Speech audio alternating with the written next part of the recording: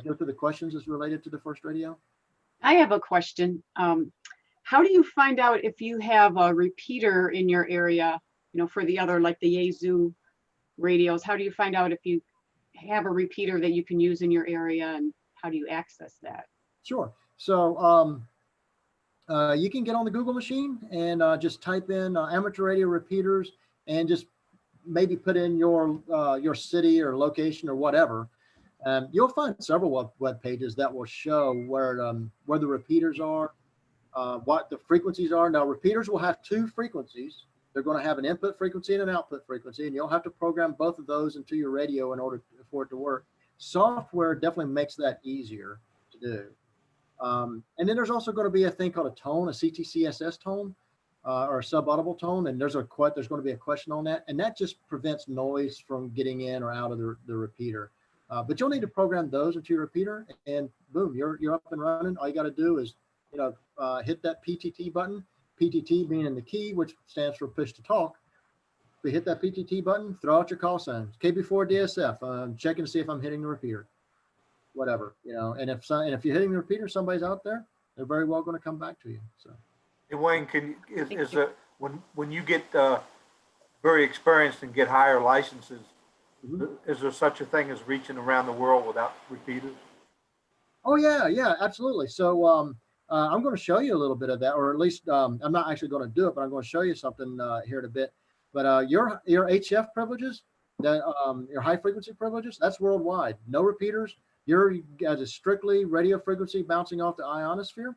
I'm going to pull up some SSTV images that I've received just today, and maybe some other ones. But you're going to find, like this morning, I was receiving SSTV signals.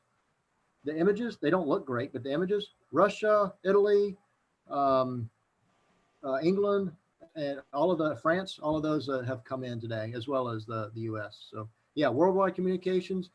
Me living on the East Coast, all I have to do is touch my Morse code key and sneeze, and I'm in Europe. Not a problem. Russia is easy for me to hit from here. The Pacific can be a little more difficult, but I do get into the Pacific quite a bit. Yep.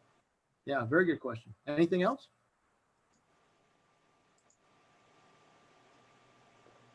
All right. Well, let's move on with the questions and answers for your first radio. Here we go. What is meant by abbreviation PTT? Well, I just said that a while ago. It means push to talk. So your answer there is D. Now, again, that is that key. You'll find it on the side of your radio. Let's see if I can figure out how to do this. You'll find it on the side of your radio. On this one, it's right there. And what you do is you push it in, you talk, you let it go. That's as simple as it is. We call it the push to talk. What is a way to enable quick access to a favorite frequency on your transceiver? So your transceiver, let me go ahead and cover that. Transceiver is really nothing more than a transmitter and a receiver built into one package. So your handheld radios, we typically call these HTs for handy talkie. But your handheld radios, they're transceivers. It's a transmitter and a receiver built in together. And if you're looking at my other computer, I've got my hands on my HF radio. That's a transceiver as well. And there's a question about that. You'll see that in a bit. So quick way to enable quick access to your favorite frequency on your transceiver. Yeah, you can program memory channels, and that's what you're going to do there. You're going to program them into your memory channel. So in this case, it's going to be B, storing the frequency in a memory channel. What is the disadvantage of the rubber duck antenna supplied with most handheld radio transceivers when compared to a full-sized quarter wave antenna? So that's it. That's the rubber duck antenna. That's why they call it rubber duck. Well, the duck part I don't know about, but at least the rubber part. There's a wire that's inside of there, and that's actually what the antenna is, and it's covered by this rubber piece for protection, but it can bend around and such. So the disadvantage is it's a much shorter antenna. It is one that is at least cut properly for the frequency that you're going to be operating on, but it's a shorter antenna, so it just makes it less effective, less efficient. That's all there is to it. Your answer here is it does not transmit or receive as effectively as a full. Common sense, right? It doesn't take much to think that one through. Just doesn't transmit or receive as effectively. What is the disadvantage of using a handheld VHF transceiver with its integral antenna inside a vehicle? All right, let's think about your vehicle. other than the windshield and the windows that you have in there, that vehicle is nothing more than a metal box. At least I hope it's metal, but nothing more than a metal box. Metal, RF signals do not go through metal all that well. It'll find some way to get out, but metal attenuates your signal a lot. And that's what's happening there whenever you're inside of your vehicle. Your answer here is A. Signals might not propagate well due to the shielding effect of the vehicle. So what you're going to want is an antenna outside of your vehicle. That's going to increase your effectiveness with your radio. What device increases the low power output from a handheld transceiver? It's an RF power amplifier. If you're trying to increase your RF power, it's going to be an RF power amplifier. When they say low power output, they're talking about RF power. So RF power amplifier. Which type of modulation is most commonly used for VHF and UHF voice transmitters? It's FM, or frequency modulation. That is the most common one, FM. What is the approximate bandwidth of a VHF repeater FM phone signal? All right, so FM is kind of wide. It is a wide signal. And if you had a spectrum analyzer, or maybe if you had a software-defined receiver, you'll actually see that. But your signal is going to be about 10 to 15 kilohertz, and I've seen them all the way up to 15 kilohertz. That's a fairly wide signal. So what you're looking for here is 10 to 15 kilohertz. What type of modulation is most commonly used for VHF packet radio transmissions? That's also FM, frequency modulation. Well, we covered our first radio. All right, any more questions? Thoughts? Comments? All right, I'm going to move forward. We're going to talk about going solo. I can remember. Hey, Wayne, I have a question. Yeah. At the bottom of page 67, it's got a ham hint. Ask the radio seller to please pre-program at least 10 memory channels. Do you have any suggestions of what those should be? Yeah, so your memory channels you should have the simplex calling frequencies for VHF and UHF if it's a dual band radio. You should have those in there. You should have any of your local repeaters programmed in there. So here where I live, I mentioned KG4PXG. That's the best repeater we have here. And believe it or not, it's actually the furthest. Well, no, it's not the furthest distance, but it's pretty close to the furthest distance from me. But it's the best repeater. So I would do that. And then we also have my own amateur radio club, or the one I belong to. I don't own it. Okay, so the amateur radio club I belong to. We have our own repeater as well on top of the Sydney Lanier Bridge. So I'd program that in. And then there happens to be another really good repeater around here. It's the furthest one, which is actually in Richmond Hill, which is near Savannah from where I am. But that actually is a really good repeater. So I would program that in. So you want to get your local repeaters programmed in there. You want to get the simplex frequencies programmed in there. Really, those are the important ones. Oh, APRS, the automatic packet reporting system. You're going to want to put that in there as well. And the frequency for that, and you'll hear this again, is 144.390. That's about all I can think of now. If you're only going to program 10, yeah, I would focus on those. Very good. Thank you. You're welcome. All right. So for going solo, I promise you, once you get your license, the first time picking up that microphone or your radio to talk into it is going to frighten you a bit. We call it mic fright. The way I deal with it with my students is that's the reason why we run the Friday Night Net. I get them on the net, and that forces them to push that PTT button and make a contact with me. And I also open that up to any other amateur radio operator who happens to be on the repeater, because what I hope is that some other amateur radio operator will come back to one of these students and have a conversation with them and actually help even more with the mic fright thing. But yeah, we're going to talk about going solo now, and it's going to be exciting when you do it the first time. Which of the following can be used to enter the operating frequency on a modern transceiver? This is going to be the keypad or VFO knob. So let's try this. This radio, the camera's right there. It's got a keypad. I could use this keypad to program or to enter a frequency in there if I want to.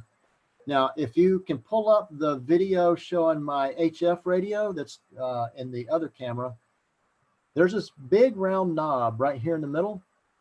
That is the VFO knob. VFO stands for variable frequency oscillator. In reality, this is a computer. This is something that's operating or working with a microcontroller. So it's technically not a variable frequency oscillator anymore. It's a computer. But that's what VFO means, variable frequency oscillator. And with that, you can change the frequency. And I'm not changing it now because I have my frequency locked. But you just turn it round and round until you get to the frequency that you want to get to. So that's your answer, the keypad or the VFO knob. So answer is A. What is the purpose of the squelch control on a transceiver? So this is really going to impact you when you're dealing with FM, especially in the VHF and HF bands. So the idea here is with the squelch, what you can do is you can cut out that background noise so that you're just hearing silence until somebody gets on the radio. So I'll give you an example. Let me turn on. All right, I've got this radio. It is on the it's actually on the Gara, which is the radio club, on their repeater, and it's on. You don't hear anything, right? It's because I have it squelched. If I wanted to turn that off, I can. Menu. Squelch. Confirm. And that's what it would sound like. And what to do is trying to eliminate that. We're trying to eliminate that with the squelch.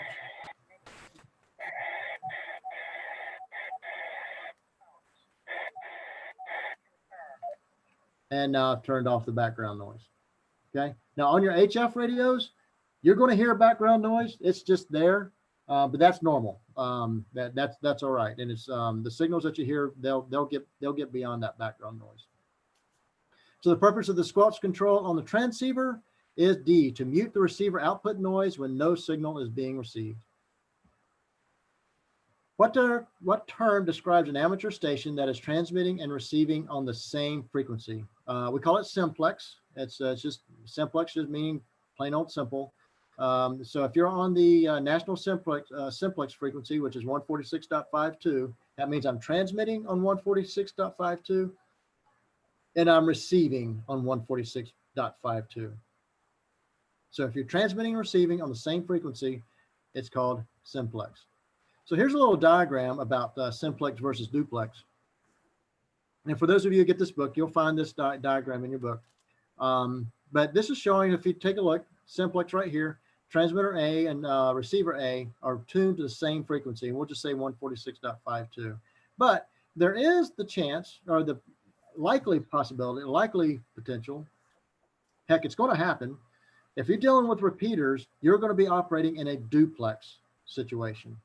Duplex meaning that you're going to be transmitting on one frequency, but receiving on another.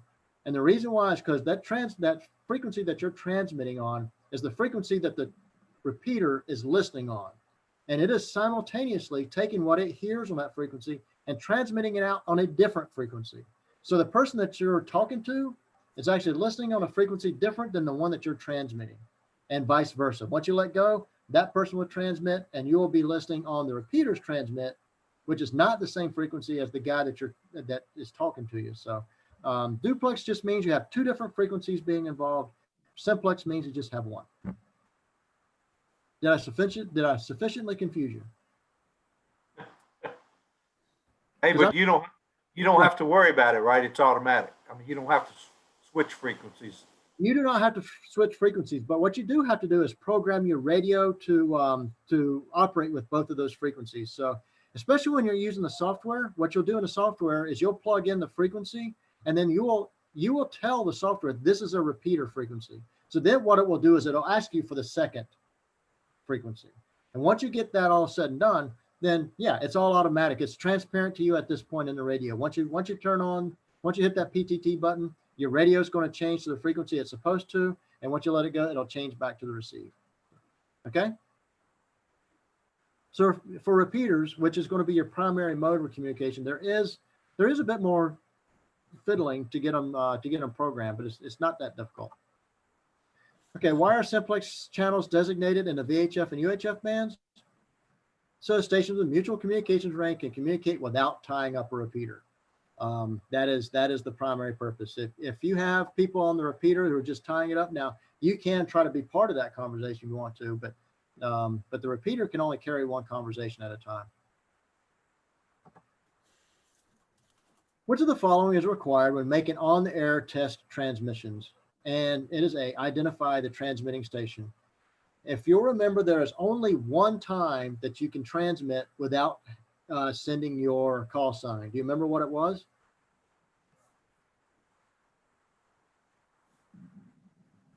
Was it the model radio or the, Yeah, exactly. Radio control craft.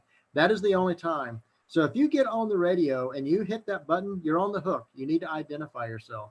Now, in the real world, especially when you get on the repeaters, you're going to hear a lot of what we call kerchunking.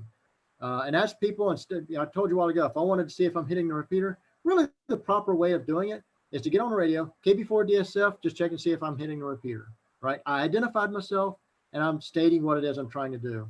Although what you're going to hear is a lot of kerchunking, people hitting the PTT button and letting it go to see if they hear a response back from the repeater. Not going to lie to you, I'm guilty of it as well. We all do it. But that's not really the way to do it. Anytime you hit the PTT button, or in my case, if I hit one of my Morse code keys in transmitting, I am on the hook to identify myself. So even after a short transmission or a test transmission, as it says, you need to identify your station.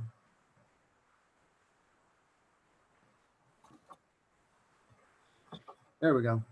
What is the meaning of the procedural call signal CQ? All right, so I told you that just like in the CB radio, we have our own lingo. We have Q signals, we have procedural calls, and we have numbers that we use, 7-3, which I mentioned a while ago.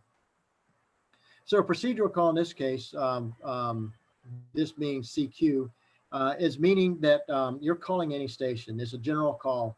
If I were to get on the, if I were to get on my HF radio and using voice, I'd get on there CQ, CQ, CQ, KB4 DSF, Kilo Bravo 4 Delta Sierra Fox, CQ, CQ, CQ, anyone out there. And what you're saying is you're open. You want somebody to talk to, and you want somebody to return that call. And you do the same thing in CW. It would go da da da da da da da da da da da da da da. That was CQ twice. And you just send CQ and then you send your call, and hopefully somebody will come back to you. So that's what CQ means. It is a general call, meaning that you want anybody to come back to you. So your answer is D.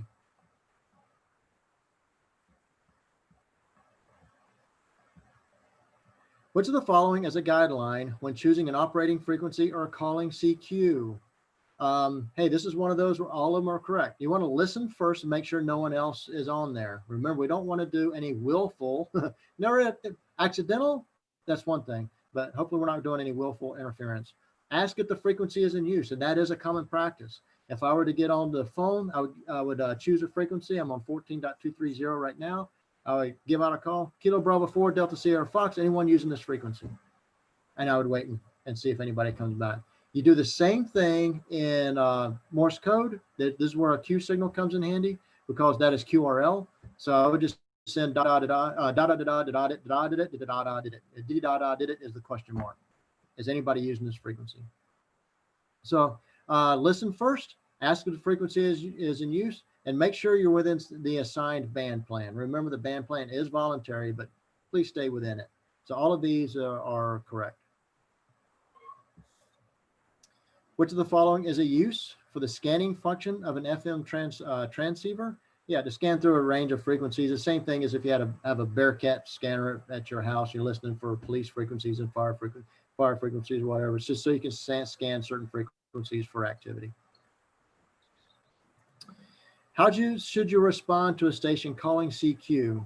So if I was to hear somebody calling CQ, I would get on the radio and I would transmit that other person's call sign first, followed by mine, and wait to see if they answer, especially on HF, because you may be hearing them, but they may not be hearing you.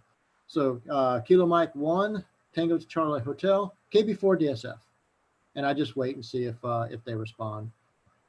And the same thing happens in Morse code as well. Now, once you make that connection, then start your conversation. incidentally, while you're in your conversation, how often are you supposed to transmit 10 your call? minutes. 10 minutes. Every 10 minutes. The law says every 10 minutes. I say every 10 minutes-ish because nobody really carries a counter, but I usually try to identify early enough where I know that I'm coming up on 10 minutes, but I've not gone over. So what is an appropriate way to call another station on a repeater if you know the other station's call sign? This one's pretty easy. You just call the call sign, Kilo Mike 1, Tango Charlie Hotel, KB4 DSF. Are you on the air? Something like that. All you have to do is call their call sign and then call your own call sign and see if somebody responds.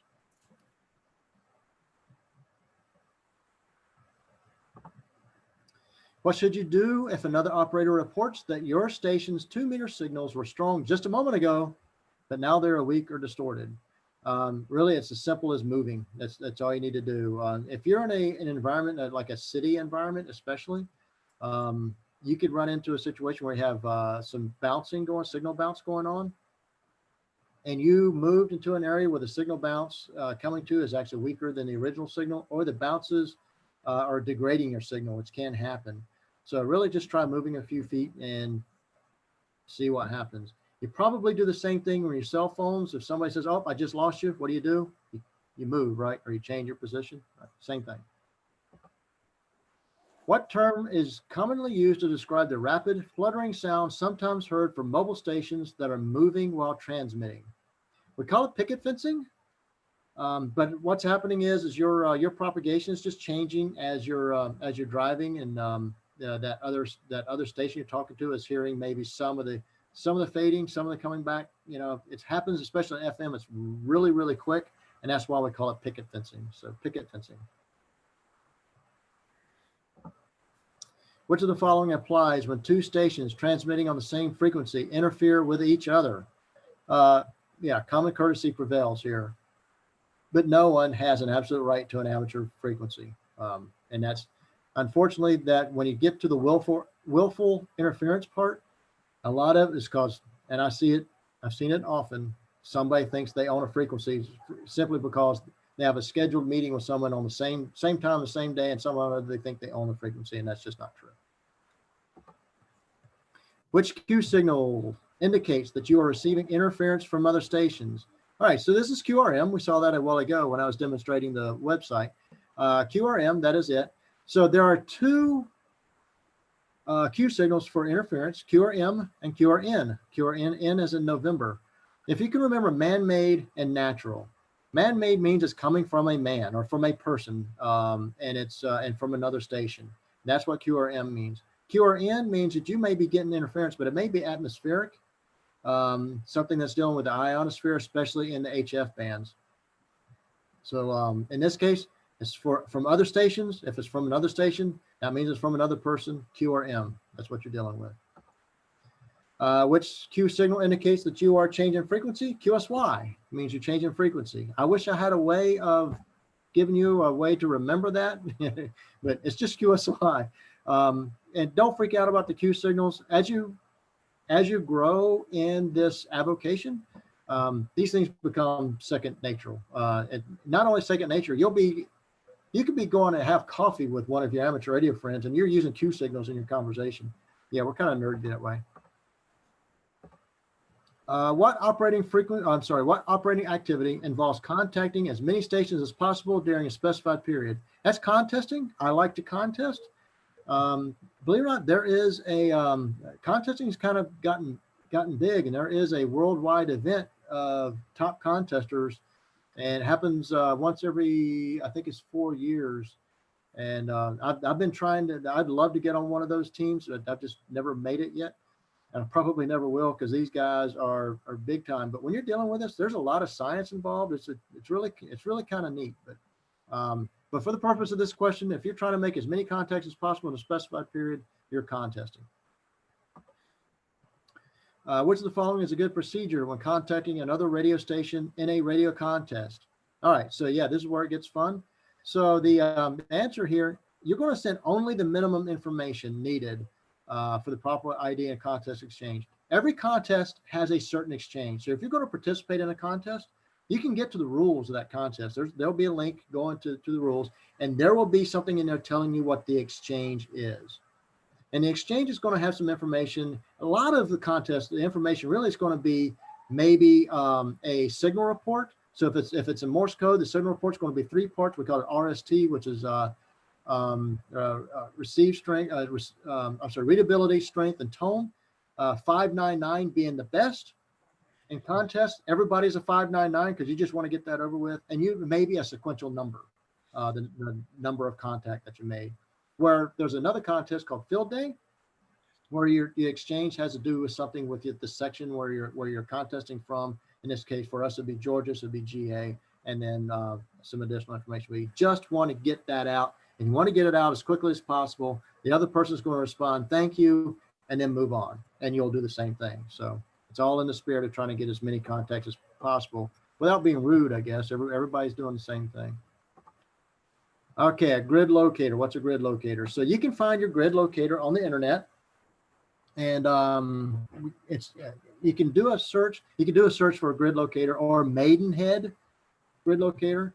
So it's going to be made up of a letter number combination, and it's broken up into grids. And each grid has 2 letters assigned to that grid, and then a number. The number will divide that grid even further. And then there's another 2 letters you can do to divide it even further. So where I live, my grid is Echo Mike, EM, and the number is 91. And if I want to break it down further to pretty much right on top of my house, it's Golf Golf. So my full grid locator is Echo Mike 91 Golf Golf. In amateur radio, if you're doing any kind of contacts, especially through a satellite, because those go fast, that's the only thing you're going to be transmitting is your call sign and your location or your locator. And the only thing that's really important are the first 4 characters, Echo Mike 91. That's it. And then you can go on the website and you can find out, you can look up Echo Mike 91 and you can see it's going to hover right here in the Glenn County area of Georgia. And it covers, county-wise, kind of almost the whole county. And then the Golf Golf will bring it down even further. So Maidenhead locator, I highly suggest that you do look that up for where you live. Because when you're dealing with VHF stuff and you're wanting to rack up contests and maybe go for awards, that's what's going to be important to you are those grid locators. So the answer is a letter number designated assigned to a geographic location.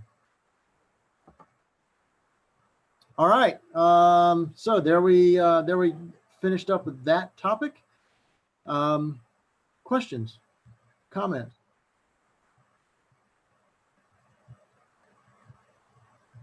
Either I'm a phenomenal instructor or I've saturated you already, right?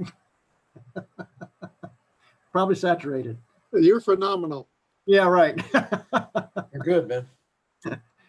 All right, here we go. We're going to talk repeaters, and then here soon, we're going to get to a point where I think it's either an audio thing or a video. I'm not sure. I'll take a look at my script here shortly. But here we go. Repeaters. What type of amateur station simultaneously retransmits the signal of another amateur station on a different channel or channels? So we talked about that quite already. That is your repeater. And it's the reason why it's called a repeater. It just repeats. The key here is it's not recording and sending that signal out. It's doing it simultaneously. That's the reason why 2 frequencies are being used. What types of amateur stations can automatically retransmit the signals of other amateur stations? So there are repeaters, auxiliary, or space stations. So space stations, meaning satellites, they can do the same thing, and we do it often. We'll talk about that later. Auxiliary stations, I don't have a real good example for auxiliary stations, repeaters. So you want to look for repeaters, auxiliary, and space stations. That's it. I'm trying to see. So 2 of the distractors and the right answer has the word repeater in it, but the right answer only has auxiliary. So maybe that'll help. What is meant by repeater offset? Okay, so I told you it's 2 different frequencies, right? So the math between the 2 frequencies, that's your offset. It's either going to be a positive offset or a negative offset. But it is the difference, and the answer is A, the difference between a repeater's transmit frequency and its receive frequency. What is the most common use of the reverse split function of the VHF UHF transceiver? So you can actually use the repeaters. You can actually use the repeater's input frequency to communicate with someone in simplex mode. And what's nice about that is anybody who's on the repeater is also going to hear it. So they'll actually be able to kind of communicate with you as well, even though they're at a distance away. So that would be the reason why you use the reverse split. Listen on a repeater's input frequency.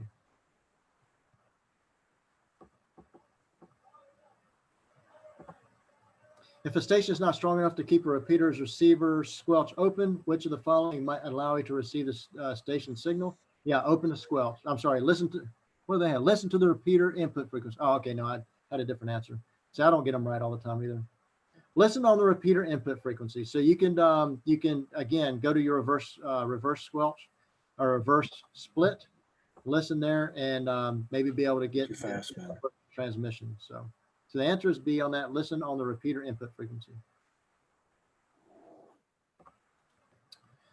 Which of the following is a common repeater frequency offset in the 2 meter band? So let's talk about offsets again.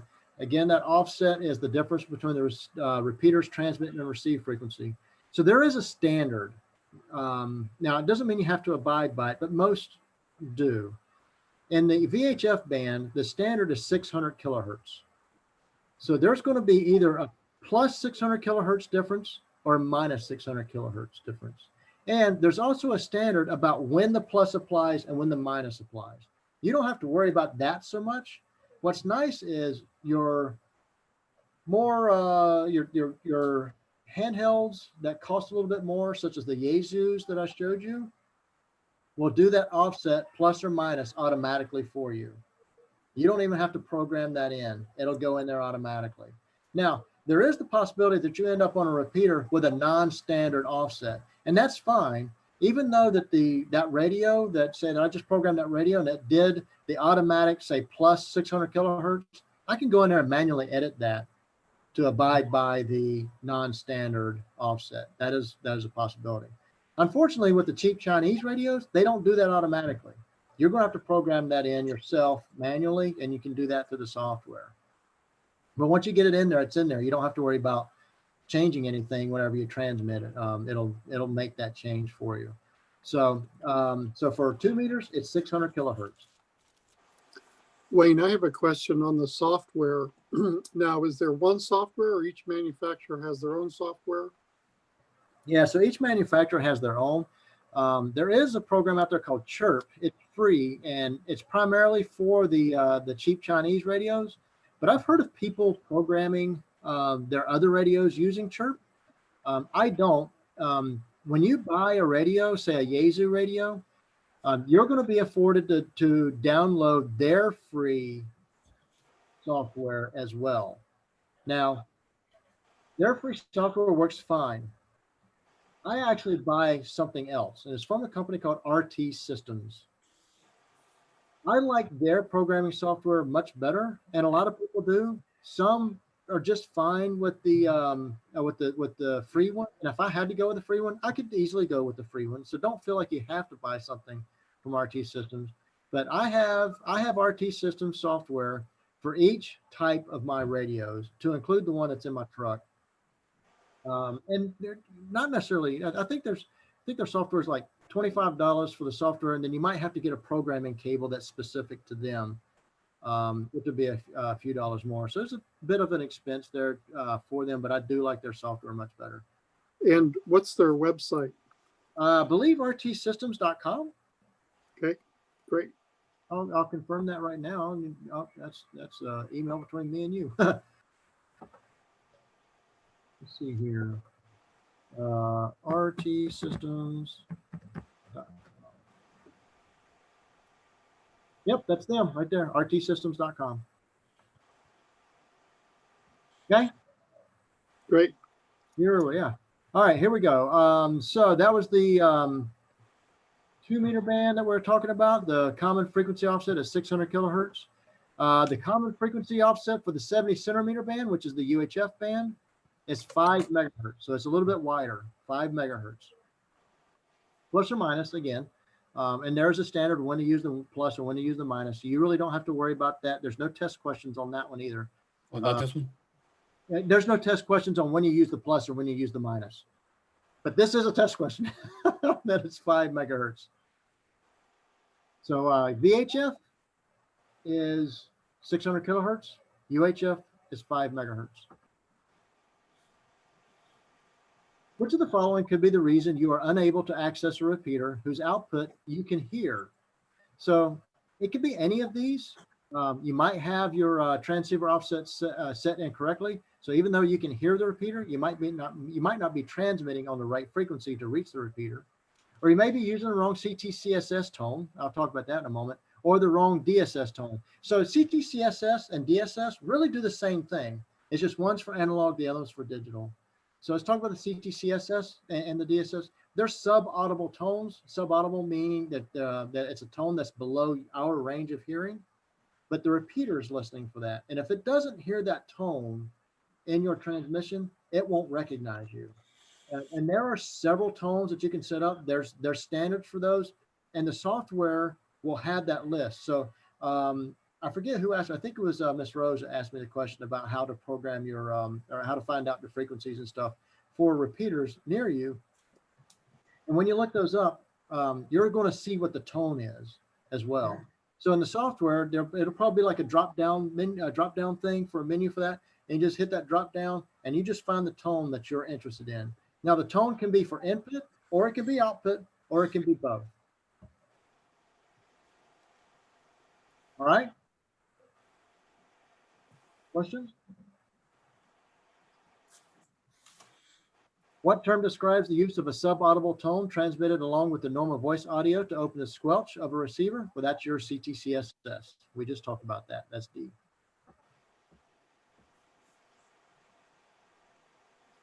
What brief statement indicates that you are listening on a repeater and looking for a contact? You know, really, you just have to give your call sign. And I do it quite a bit. And I might follow that up with just checking to see if anybody's on the repeater. But the important part is give your call sign. When I get in my truck and I'm not doing anything else and I want to chat with someone, I'll just get on the local repeater. KB4DSF, anybody on the repeater.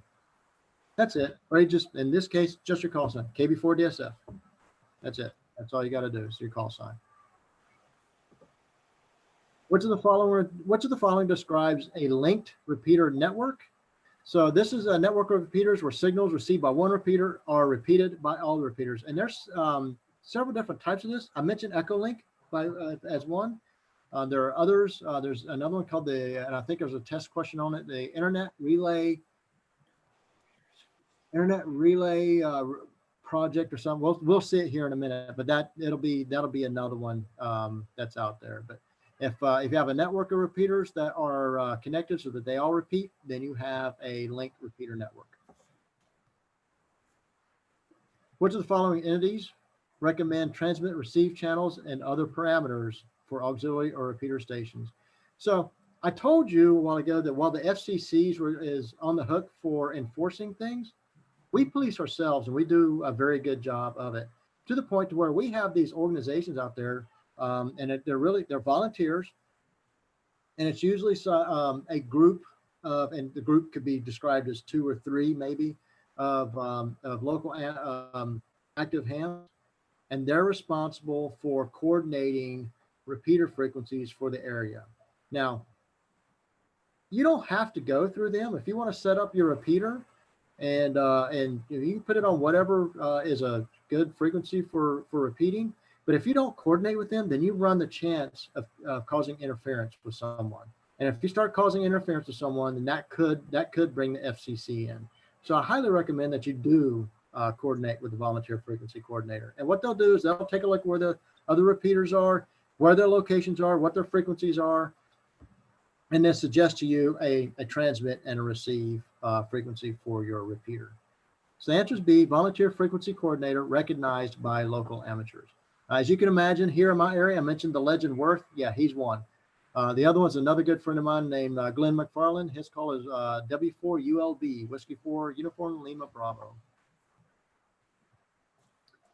Who selects a frequency coordinator? Well, let's see. Amateur operators in a local or regional area whose stations are eligible to repeater to be repeater or auxiliary stations. So that is your answer there, C.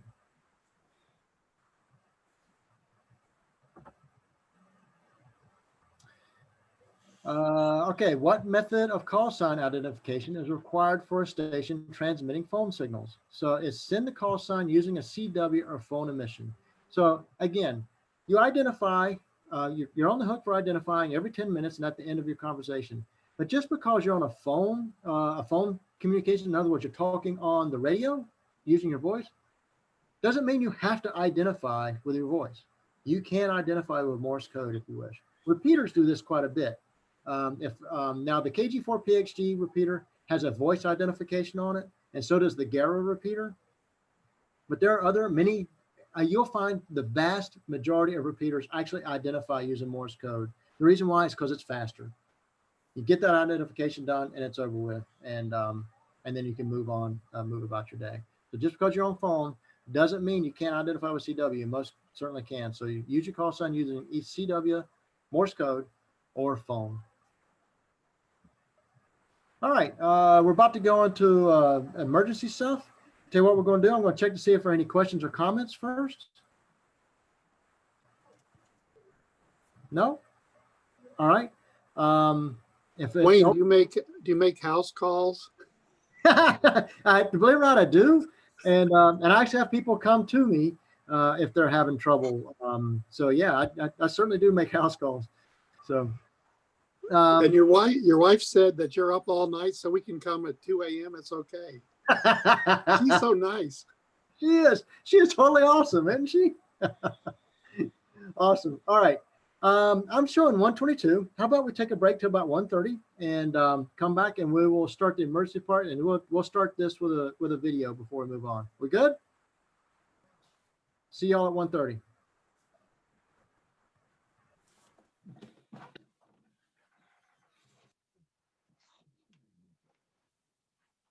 Wow.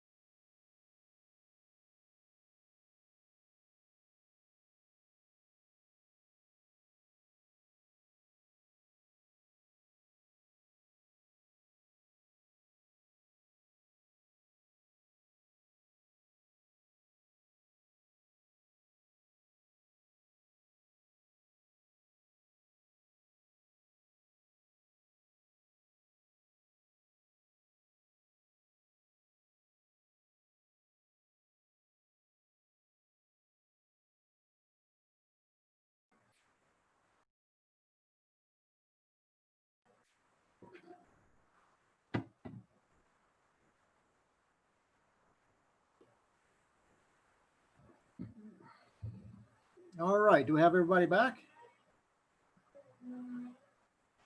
I think so. All right. I have to tell you a little bit of a funny story. This to be honest with you, the way things are going today is amazing.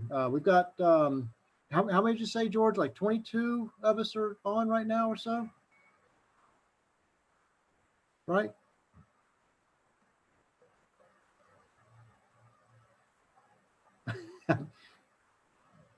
Okay. Follow me? Yeah. I think there's about 20, 22, 25 or something like that of us that are on. And so far this has gone extremely well. I got to tell you a funny story about 2 or 3 months ago. I was on a Zoom call and it was for STEM teachers. So these are all, including myself, these are all teachers who teach technology to kids, right? There's a Zoom call. And there was about 25 of us on this call. And I'll tell you what, it truly did resemble a Progressive commercial. It was an utter disaster. And I'm sitting there thinking in the back of my mind, this is the definition of irony, right? We got technology teachers that can't figure out Zoom. So Go figure. it was truly the funniest thing. It was frustrating as heck. But this has gone extremely well. So I'm quite pleased. So Very good. I still have a lot of lessons learned on my part to try to make this a little more interactive, but I hope it's working well for you as well. All right, so we're going to talk about emergency stuff now, and this is emergency communications, especially if you're going to deal with working with emergency services. We have a couple of emergency services groups, recognized ones. So I want to pull up a video that I found, get rid of that one, and I'm done with him now. And it's this one right here. So let me pull this up. When hurricanes or other natural disasters strike, getting information to the public isn't always easy. That's where ham radio operators often become a vital link to survival. Gloria Lopez joins us from our newsroom with more on that. Gloria? Gerald, at a time when cell phone communication is virtually impossible and phone lines are down, we sat down with an amateur radio operator, also known as a ham radio operator, who is able to hear transmissions from the affected areas. Looking for stations in the affected area from Hurricane Katrina. So they're still collecting information as it's winding down. When all else fails, this is the system that doesn't. We like to say that ham radio is unstoppable. Even when communication to the affected areas is impossible, ham radio operators like Gary Pierce make the impossible happen. Your signal's a little bit weak, so let me turn the volume up and catch you one more time. I think from his home, Pierce can hear transmissions from ham operators in the hurricane-torn areas, passing vital information. Ham will report in every hour or so with conditions as they are occurring where she is. Over. In times of emergency, they can be a lifeline. Easy to use, simple to set up. what we do is take an antenna like this. I'll use a slingshot and then pull the wire back up with it. And just like that, the world It's about 25 miles west of Pensacola. is at his fingertips. And provide that link of communications in just minutes of setup time. We're looking for weather data, measured or observed weather data, or storm damage reports. Your call time, please. In the coming days, transmissions like that one will be a vital link, and in some cases, the only one. It's just, to me, it is magic. Okay, I'm going to wet my whistle. Gary tells us that most ham operators operate right out of their homes, but that many neighborhoods don't allow those antennas, and he thinks that's a shame, only because that's what operators need to pick up those signals from the affected areas. Gerald? All right, Gloria Lopez reporting from our newsroom. Thanks. So you'll see him probably next week. Minimize this. So one thing that's nice about a lot of what we do is we volunteer our service to provide that communications link when other communication links have gone down. I've done it a few times. I don't know if you remember, but it's a few years ago now. There was a massive wildfire in the Okefenokee area. FEMA actually reached out to us and had a bunch of us come down, and we were doing communications, making a communications link for them, passing vital information back and forth. And you usually see things like this where they're like what you saw in the video there, information, the vital information being passed back and forth that deals strictly with that particular emergency. But in other ways that we support, and we do this with our amateur radio club, we hook up with the Red Cross. If we have, as you imagine, I live on the Atlantic coast, so we have to deal with hurricanes and such. If we have a hurricane come through, or even a major tropical storm come through, we'll end up opening shelters. And there's 2 or 3, I think it's actually 3 different shelters here in the Glenn County and McIntosh and Camden County areas here. And what we do is we'll set up an operator at each of those, and we're actually just passing Red Cross shelter information back and forth. What kind of, and it deals with supplies, whether it's food or medical supplies, or there have been times where we'll, like if it's at my shelter, I'll end up with a couple of kids and they have no idea where their parents are. So I'm reaching out to the other shelters. Okay, I've got this child. They say their parent is this name. Do you have that person? And to try to locate, try to reunite families and such. So these are other ways that we use our services. So, and I think this one's kind of neat too, because there's a kind of a neat parallel with the missionary organizations, especially for you folks who are deployed. The kind of stuff that they, the minimal stuff that they use to make those communications, maybe all you're going to be able to use wherever it is that you're deployed as well. So before we move on into the questions related to emergency, do I have any questions or comments or anything like that? Anecdotes? All right. Which of the following is an accepted practice to get immediate attention of a net control station when reporting an emergency? In this case, what you're going to do is you're going to begin the transmitting by saying priority or emergency, followed by your call sign. We do this with our weekly net here in Brunswick, Georgia as well. We mentioned the fact that if there is any emergency, then please announce either emergency. We also say break, emergency, break, or priority, but for your test question here is priority or emergency. And we give them immediate priority or access to the repeaters so we can find out what that emergency is and see if maybe it's traffic that needs to get passed or something. But priority and emergency followed by your call sign will get you immediate access. Which of the following is an accepted practice for an amateur operator who has checked into a net?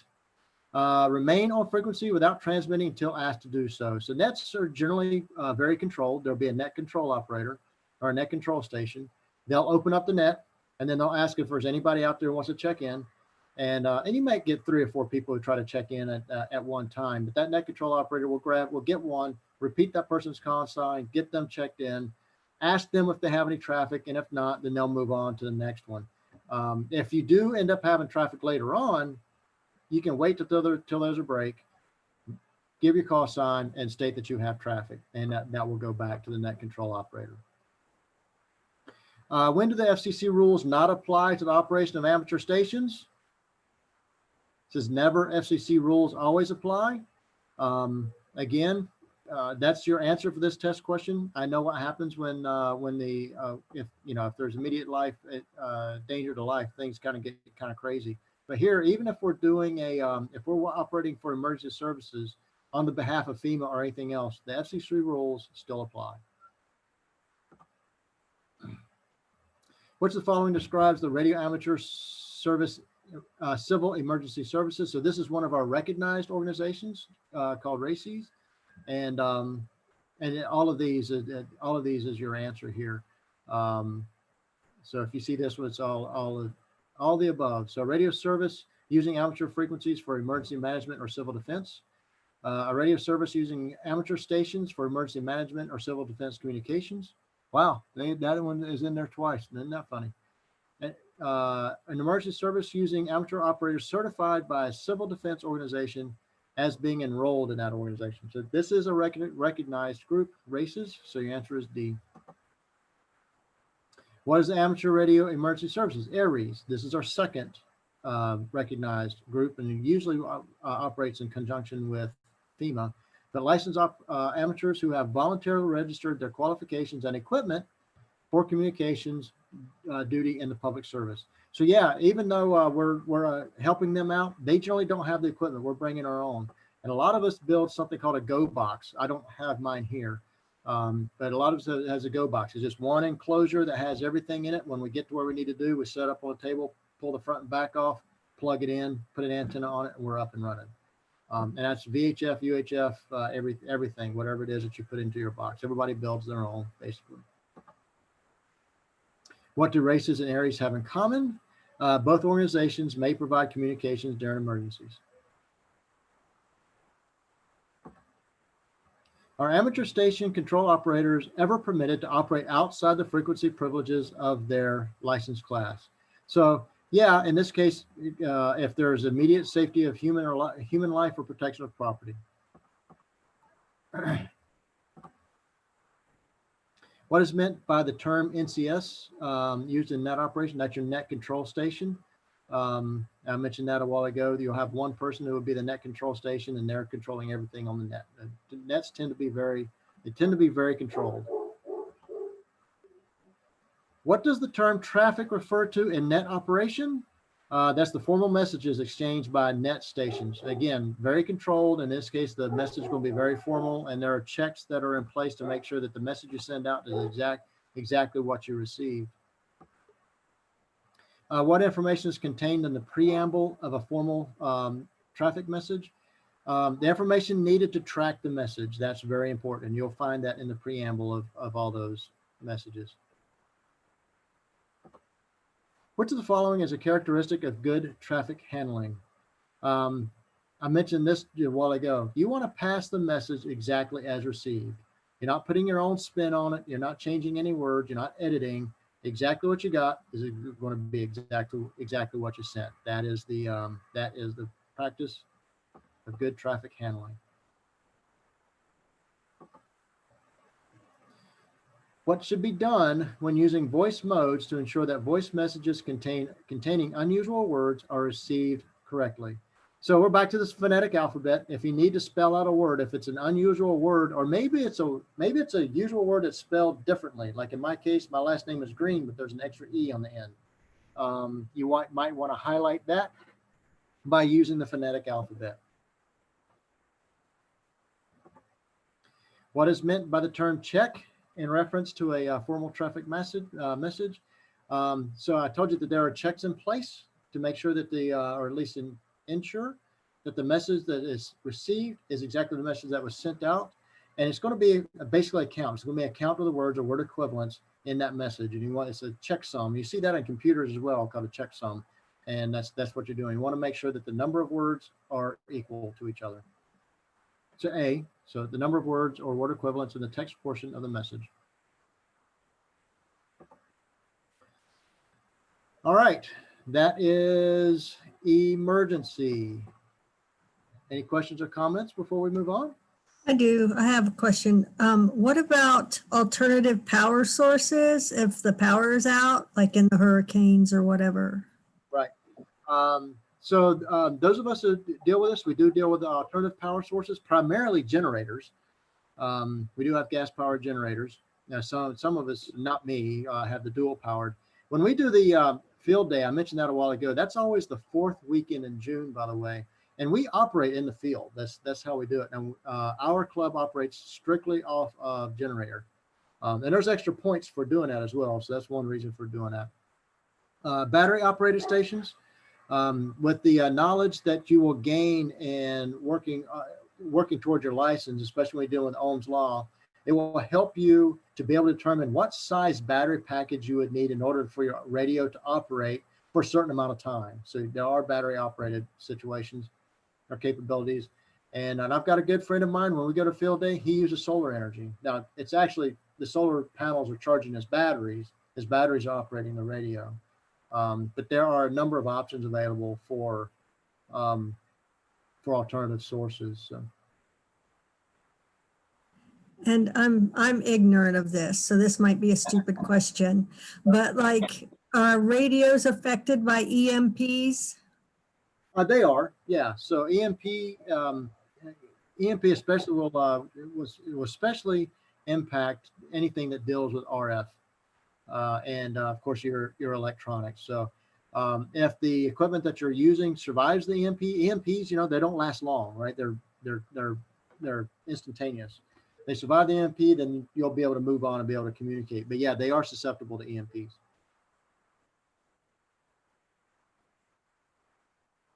Anything else? Are the old analog ones protected from an EMT, or are they all outdated? Oh no, they're not protected. The digital and analog's not really protected from EMPs. If you suspect that there's going to be an EMP event, there may be some things you can do to try to help protect your equipment. What that would be, I don't know, because I've really never studied EMP that much. But if you think something like that may happen, then yeah, there may be some protective measures to take on the front end. But your radios, it doesn't matter whether it's analog or digital, they can be susceptible to an EMP event. Bill mentioned, would a Faraday cage or package help? It could, absolutely, yeah. But it will depend on the strength of the EMP event as well. I would think that would the repeaters be affected by that as well? Yes, ma'am. Yeah, they could be affected by that as well. Yeah. Anything else? Okay. So the next thing we want to cover is weak signal propagation. And this is another opportunity for Mr. Gordon West to step in. And let me turn this radio off. For him to step in and say something to us. So I need to change the disc out.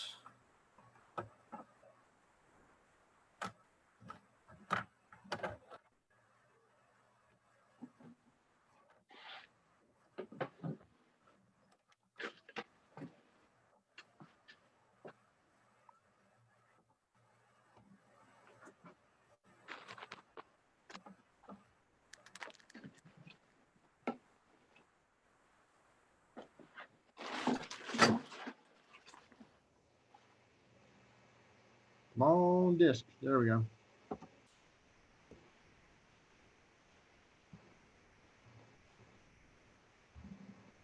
Calling CQDX. Leaning north. The CD spinning up. So the band come on now. Are really hopping today. We're now going to take a listen to some of the excitement out here in Radio Land. This is your third CD. This is track 1. Welcome to Weak Signals. As a technician class operator, you're not relegated just to using repeaters where signals come in loud and clear, but as a technician class operator, you can explore the VHF and UHF airwaves, where radio waves will come back down hundreds, sometimes thousands of miles away, bouncing off of the ionosphere, bouncing off of warm weather tropospheric ducting formations, and in this case, listen to this very weak signal coming off of an aurora. Is that amazing? That is a signal bouncing off an auroral curtain coming in from Barcelona. Some of the sounds that you're going to hear are so mysterious that you just won't believe them. Listen to this station. You can't even make out what he is saying via the aurora. That's a voice. That's actually someone's voice. Isn't that eerie? So radio waves go a lot further than necessarily the radio horizon. Now, they'll ask a question about weak signals. Why do VHF and UHF radio signals usually travel somewhat further than visual line of sight distances? Well, that's because of refraction, and the Earth seems less curved to radio waves than to light. The seasons of the year may influence your VHF and UHF range on 2 meters and 440. During the wintertime, there's less absorption to your signals on VHF and UHF because there's less vegetation to impede the radio waves. There's less leaves on the trees. So during the winter, you're going to talk a little bit further on 2 meters and 440, thanks to no vegetation. And how might fog and light rain affect radio range? On VHF and UHF, yeah, fog makes a difference. But down on the longer wavelengths, 10 meters and 6 meters, fog and light rain will have little effect on 10 meters and 6 meter range. 10 meters and 6 meters are fun band when the band is open for sky waves coming in hundreds, if not thousands of miles away. On UHF, your 440 megahertz band, signals are rarely heard from stations outside of your local UHF coverage area because UHF signals are line of sight and not refracted nor reflected by the ionosphere. Here's an interesting signal. It's called knife edge propagation, where the signal is refracted around a solid object like a big hill, exhibiting sharp edges on that hill. Listen to this signal coming through. Now we're on a repeater. You can hear the hum in the background. And the signal is up and down and up and down, and that is usually leading to sometimes okay reception, but this is knife edge propagation where the signals are coming over a 5,000-foot hill out here in Southern California from a low-power mobile unit. And quite amazing, we can actually at times hear what they're saying. So not to worry, even though there may be a big hill between you and the other station, knife edge diffraction may allow your signal to sneak over to their side and vice versa. You know, you don't necessarily need to get a worldwide radio to enjoy some exciting band conditions. On VHF and UHF, sometimes signals go well beyond line of sight on 2 meters and 222 and 70 centimeter band, and that's due to tropospheric ducting. There's a condition that occurs along the East Coast, the West Coast, the Gulf Coast, and throughout central United States called tropospheric ducting. That's similar to looking at a mirage, but the radio waves on VHF and UHF sometimes get caught up in the tropospheric duct layers. We tune in and we listen to the background sounds of radio on a 2 meter single sideband. Yeah, I don't hear anything but just plain old noise. Let's kick in some digital signal processing, and magically you're going to hear, oh yeah, there's some CW coming through, and we're on 2 meter single sideband, 144, 200, upper sideband, not FM, but upper sideband. And what we are listening to is a tropospheric duct between Southern California and Hawaii on 2 meters. Running a 7-element beam, about 100 watts of power. He's coming all the way in from Hawaii. He's on sideband. And we're both going to go to FM right now. Now I am on FM. This is King Henry 6 Hotel Mike Echo on the island of Hawaii, saying hello to everybody there in Southern California. How do you copy me, Jordan? 2,500 miles via tropospheric ducting. Thanks to temperature inversions in the atmosphere, that's what channels VHF and UHF radio waves over great distances due to tropospheric ducting. As long as we don't have precipitation, such as rain or heavy fog, tropo goes quite a long distance. And you know, there's other things out there that can make signals bounce around over thousands of miles, and one is auroral reflections. Hear that signal sounds raspy? Those are CW signals off of an aurora. Though these auroral signals have rapid fluctuations of signal strength and sometimes sound distorted, they may travel hundreds of miles. Wow, this is moon bounce. Can you imagine bouncing a signal off the moon? QRZ, WB6 Nancy Ocean America, QRZ. Wow, that's off of a meteor. 6NOA5454, Delta Mike 13, over. Now listen. Okay, where are you located? Wow, you're pounding in 5 and 9. Good luck. It's on the 6 meter band where all the meteor scatter operators operate. 6 meters. So meteor scatter is yet one more activity that you can do when you're on the air with ham radio with that brand new technician class license. At the beginning of this section in my book, I describe the ionosphere. That's that area above us that has enough electrons and ions that cause radio signals from about 2 megahertz up to about 30, sometimes the 6 meter band, to refract off and come back down thousands of miles away. The ionosphere could actually take your signals on 6 meters and 10 meters around the world. The ionosphere is going to give us plenty of long-range skip. And this long-range skip is going to be on the 10-meter band. And remember, you have privileges for voice from 28,300 to 28,500 on 10 meters to take advantage of ionospheric skip. 2 meters, 222, 440. Normally, they don't go much further than where a repeater will take them because they are not reflected nor refracted by the ionosphere. But 6 meters, oh yeah, the 6 meter band, as you can hear right here today, which Ken Neubeck calls the magic band, the 6 meter band is a fun one. Still living here at home. And we'll tune around and see who else is out there on the 6. There's a station right there. There's another station. There's another station.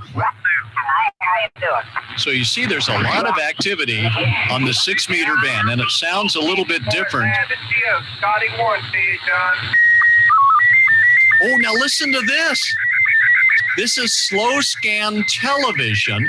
We hear this a lot on the worldwide bands, but here is a station sending another station on the 6 meter band a television picture. This will be freeze frame. This is slow scan television. Here on the 10 meter band, when you begin to hear signals pouring in that fade in and out and in and out, that's usually 10 meter skywave propagation, usually occurs most often during daylight hours. The high frequency band goes from 3 to 30 megahertz, and 10 meters is just below 30 at about 28. And this is where we have one band and only one band for voice communications on high frequency. So in the book, when you see HF, they mean high frequency and they mean excitement. We can tell if the band is open for high frequency skywaves by listening to 10 meter beacons. These 10 meter beacons allow us to tune in and find out if the band is open on 10 meters, and maybe the band open for radio teleprinter called RTTY.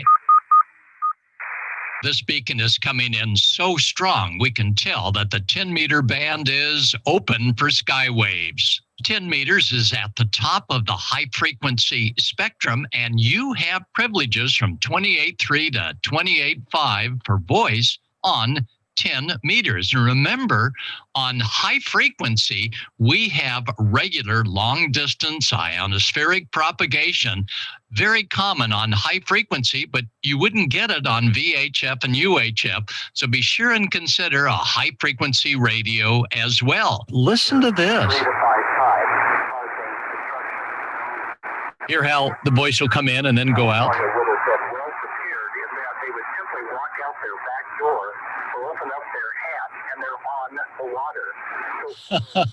So plenty of activity out on the 10 meter band. The skip communications polarization is randomized, so the signal will fade in and out. So if you have a vertical antenna left over from the CB days on 10 meters or a horizontal antenna, either one will do just great in pulling in skywave skip. On 10 meters, remember, as a technician class operator, you have privileges from 28,300 to 28,500 on 10 meters for voice. Radio communications is what ham can offer. Even by mobile, allowing quite a bit of power. Well, a lot of signals out there, and skywave signals most common on 10 meters, sometimes on 6 meters, rarely on 2 meters. Yet they ask a question, which of the following propagation types is most commonly associated with strong over the horizon signals on 10, 6, and they say 2 meters. We would call that, if it's well over the horizon, sporadic E, if it's fading in and out. Now, why don't we get over the horizon skywave signals on, let's say, 2 meters and 440 regularly? The reason is because VHF and UHF signals are not reflected by the ionosphere. What is the cause of irregular fading of signals from distant stations during times of generally good reception? Well, it might be caused by the signals combining and subtracting as they arrive from different path lengths. I remember Swan and all the wonderful equipment they made. They made a what, a 350, a 5 something, a 7, or 1200 or something, didn't they, over? So, wow, listen to the signals pouring in on 6 meters and 10 meters. Those are the hot bands during the peak of the sunspot cycle. Again, don't worry whether or not your antenna is vertical or horizontal. Polarization deals with the orientation of the electric field, but vertical or horizontal, you'll have great range, great sky waves on 6 and 10 meters when the band is open. Roger, JA7, Canada, Zulu uniform, you're 59. Roger, thank you. The signal fades in and out due to random combining of signals arriving via different paths on 10 meters. You're also 59, thank you. 73, QRZ, whiskey 1, Alpha Whiskey. You are going to have fun with your brand new technician class privileges down on the skywave bands. The propagation is great, and now time to take a break, and then we head off into space. Take a well-deserved break. All right. Hopefully you got something out of that. At least I hope so. So quite a bit on the weak signal propagation there. I tell you, moon bounce, I've not done that yet. I've been wanting to. One thing I'm planning on doing with my students in the next, I'm hoping that in the next couple of years, we're actually going to use radio waves to measure the distance to the moon. I've got a plan in place on how to make that happen. I've got to test it out yet, but yeah, we're going to do that. And the other thing that fascinates me is the meteor scatter propagation. That's pretty neat too. All right. Any questions on what we just heard or comments?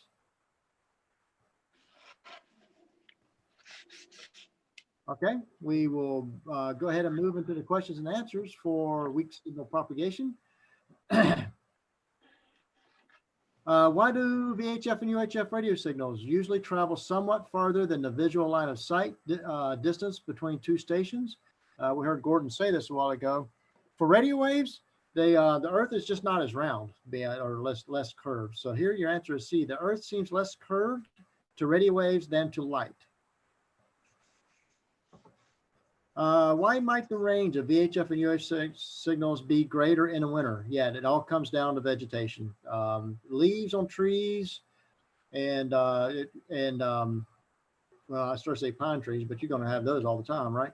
But leaves on trees, they can absorb your signal quite a bit, and I even see that here with my own radio stuff. In wintertime, you do get a little bit further. So it's your answer is B, less absorption by vegetation. How might fog and rain affect radio range on the 10 meter and 6 meter bands? So the good news for you is they don't have much effect at all. Fog and light rain, they're not going to have much effect on those bands. They will on your 2 meter and 70 centimeter bands, but for the 10 meter and 6 meter bands, rain and fog is not going to be much of a problem for you at all. Why are direct, in other words, not via repeater, UHF signals rarely heard from stations outside your local coverage area? It's because they are not reflected by the ionosphere, reflected or refracted. So UHF signals are not reflected by the ionosphere. That is C in this question. Which of the following effects might cause radio signals to be heard despite obstructions between the transmitting and receiving stations? Sorry, knife edge diffraction. I've actually used knife edge diffraction to get a signal around. In this case, it was a building as part of the guys I worked with who were not tech agents. They were amazed I was able to pull this off, but we had to get a message across to someone who was around the building, and I managed to pull off a knife edge diffraction to get it there.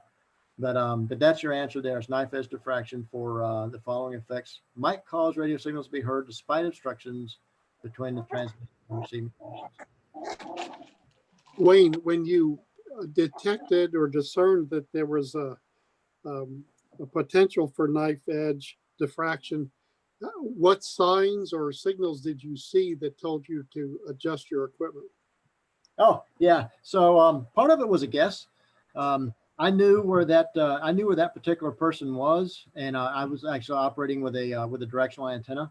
So getting the idea that we were shooting a signal over to him, and he was not hearing anything. I knew he was around the building. I was like, well, let me try this, and it just happened to work. So there was a little bit of knowledge, a whole heck of a lot of luck and guessing on that one. So okay, yeah. I looked like a hero though, so that's okay. What mode is responsible for allowing over-the-horizon VHF and UHF communications to ranges approximately 300 miles on a regular basis?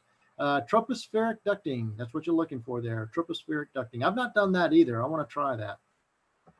And you have to know a little bit about weather for that, because that has to do with some weather fronts. Certain weather fronts allow for tropospheric ducting to potentially happen. So I got to try that. What causes tropospheric ducting? Temperature inversions in the atmosphere. There you go. Temperature inversions in the atmosphere.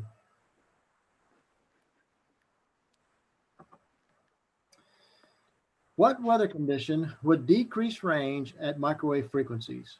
In this case, it is precipitation. So even though precipitation is not an issue for you in the 10 meter and the 6 meter bands, once you get above 6 meters, it can start to be a problem. So precipitation will cause you some issues and can attenuate your signal. Did I go too far? No. What is a characteristic of VHF signals received via auroral reflection? Yeah, they're going to flutter. That's because that if you've ever seen the Northern Lights, you know that's constantly changing, right? It's I got the chance to see them several years ago, but it's constantly changing. That's what's happening. That curtain, if you will, is constantly moving. So the signals exhibit rapid fluctuations of strength and often sound distorted. What band is best suited for communicating via meteor scanner? It's a 6 meter band. That's the best band there. Although I do know of meteor scatter happening on others, but the one that's best suited, and that's just because of the whole frequency and the wavelength thing, the 6 meter band is your most suited. All right, so we talked about the ionosphere a little bit. So we're not going to get real deep into this, but the ionosphere is really just a portion of our atmosphere that is affected by the sun's rays, especially the ultraviolet rays, as it comes through the atmosphere, and it causes electrons. Those ultraviolet rays are causing electrons to separate from their atoms, and the higher or the closer to the sun, as you can imagine, the more impact that there is. Or the greater the impact, and then as you come in closer, and we see these, we visualize them as layers, and the layers can be different levels and stuff. So we generally deal with the D layer, the E layer, and then there's the F1 and the F2 layer, which combine, I believe, at nighttime. And then, in the daytime, you have the F2 layer there. So, and that's the going furthest out. So something we're going to learn about when we get into the basics of electricity, what makes electricity. Spoiler alert. What makes it electricity is causing those electrons to separate from their atoms and then getting them to move in a certain direction. And we're tapping into the energy that's available in that electron flow. So you see this all the time, by the way, or you do it, and sometimes by accident. But have you ever, I'm sure you have, you walked up to a doorknob and started reaching for the doorknob and you get that shock from the static electricity? That's what's happened. As you were walking along a carpet, you've actually separated electrons from the carpet or from your feet. So you made yourself a little bit more positive, a little bit more negative in relation to the doorknob, and that's what caused that that to happen there. It's just in this case the electrons are being separated from the atoms by the ultraviolet rays. So which part of the atmosphere enables the propagation of radio signals around the world? It is the ionosphere. And just a little bit of knowledge here, it's called the ionosphere. When that electron separates from the atom is no longer an atom. It's actually called an ion at that point. In reality, that electron by itself is also an ion, but we actually just call it a free electron. So when they separate, you have a free electron, you have an ion, and that part of the atmosphere is just full of these ions. So that's the reason why we call it the ionosphere. You forget I was in class. I'm sorry? All right. Fine, go ahead. Which HF bands does a technician class operator have phone privileges? It's the 10-meter band only for the technician class. You do have privileges on other HF bands, but they're CW Morse code only. The 10-meter band, you have CW voice and data. We're going to talk about data soon, privileges on that band. All right. Which of the following is an advantage of HF versus VHF and higher frequencies? If you answer C, long distance ionospheric propagation is far more common on HF. And this goes back to, I believe, Mr. Bart's question. He's the one who asked the question, or somebody did, about being able to make worldwide communications without the use of a repeater. That's going to happen primarily in your HF bands, and that's because of the way the ionosphere works. Which of the following HF bands have frequencies available to the technician class operator for RTTY and data transmissions? Again, it's the 10-meter band only. So RTTY is radio teletype. And again, we're going to talk about data soon. But 10-meter band only. What is the FCC Part 97 definition of a beacon?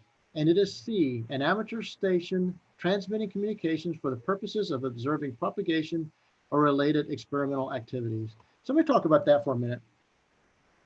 In that last audio that you heard, Gordon had mentioned, talked about beacons, and he actually heard a beacon transmitting, especially on the 10-meter band. And he made some mention to the fact of when the band is open. So what we mean by when the band is open, remember I told you about the ionosphere and how it is impacted by the ultraviolet rays. But the ionosphere is also impacted by something called sunspots. And there is a sunspot cycle, which is approximately 11 years. So you can have the low end of a sunspot cycle rising up to a high end of it and then coming back down to the low end of it. The more sunspots, the better for propagation. And right now we happen to be at the very beginning, but the beginning is the bottom end of the beginning of sunspot cycle. I believe it's 25. So 10 meters is not, there's not much propagation happening on 10 meters right now, but as over the next 2 or 3 years, that is going to start to really take off. And when the 10-meter band opens, because of the way the ionosphere is, man, it is a crazy band. And I really enjoy operating off of 10 meters. And same thing happens with 6 meters. And then when we reach the peak of the cycle, it's going to be, on fire. And then we're going to start heading back down to the bottom end or the end of sunspot cycle 25. And they're approximately 11 years. So sunspots have a big impact on us as well. But band opening just means that the band has been the ionosphere has ionized enough to allow for propagation on the 10-meter and 6-meter bands. What is generally the best time for long distance 10-meter band propagation being the F layer? And your answer is A, from dawn to shortly after sunset during periods of high sunspot activity. So I talked about that a little bit, and if it's a little confusing to you, that's okay. This is something that you'll start to learn a little bit more as you grow in this hobby. But right now, the biggest thing is from dawn to shortly after sunset. That means during the sunlight hours, right? And when periods of high sunspot activity. Which of the following results from the fact that skipped signals refracted from the ionosphere are elliptically polarized? So the effect or the result is that you could use either a vertically or horizontally polarized antenna. Both are going to work just fine. My HF antenna here at home is a horizontally polarized. It's actually just a simple wire. It's 115 feet of wire. that's with a centerpiece. That's my feed line coming down into my house. That is my antenna. It's up about 45 feet in between two trees. I communicate around the world on that piece of wire, and it's horizontally polarized. Which of the following propagation types is most commonly associated with occasional strong over-the-horizon signals on the 10, 6, and 2 meter bands? Sporadic E. I don't know if we talked about that much. I don't remember Gordon mentioning that. But I told you a while ago that when an electron splits from its atom, what was the remaining part of the atom is now called an ion, and then you got this electron, and we just not identify it as E. And when you have a whole bunch of those E, a whole bunch of those electrons kind of making a small cloud, it's almost like a curtain. We call that sporadic E, and you can actually get some really good propagation off that. It doesn't happen for long, and they're random. You catch those at the right moment. Which of the following bands may provide long distance communications during the peak of the sunspot cycle? 6 and 10 meter bands, absolutely. The 10 meter band will be your friend when the sunspot cycle takes off. All right, I have lost my position.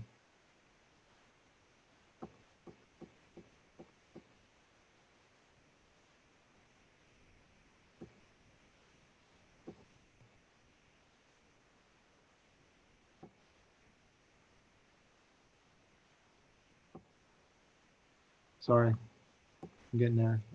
Which part that enables propagation of radio? That's the ionosphere. Yeah, 10 meters. Which of the following is an advantage? Oh yeah, long distance. Okay, 10 meters. Beacon. Sorry, I hit a wrong button, Summers. I lost my position.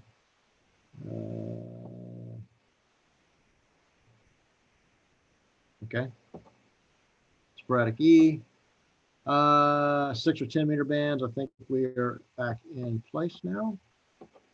What property of a radio wave is used to describe its polarization? Remember I told you a radio wave is an electromagnetic wave. We are in an electromagnetic, so you have an electric field and a magnetic field.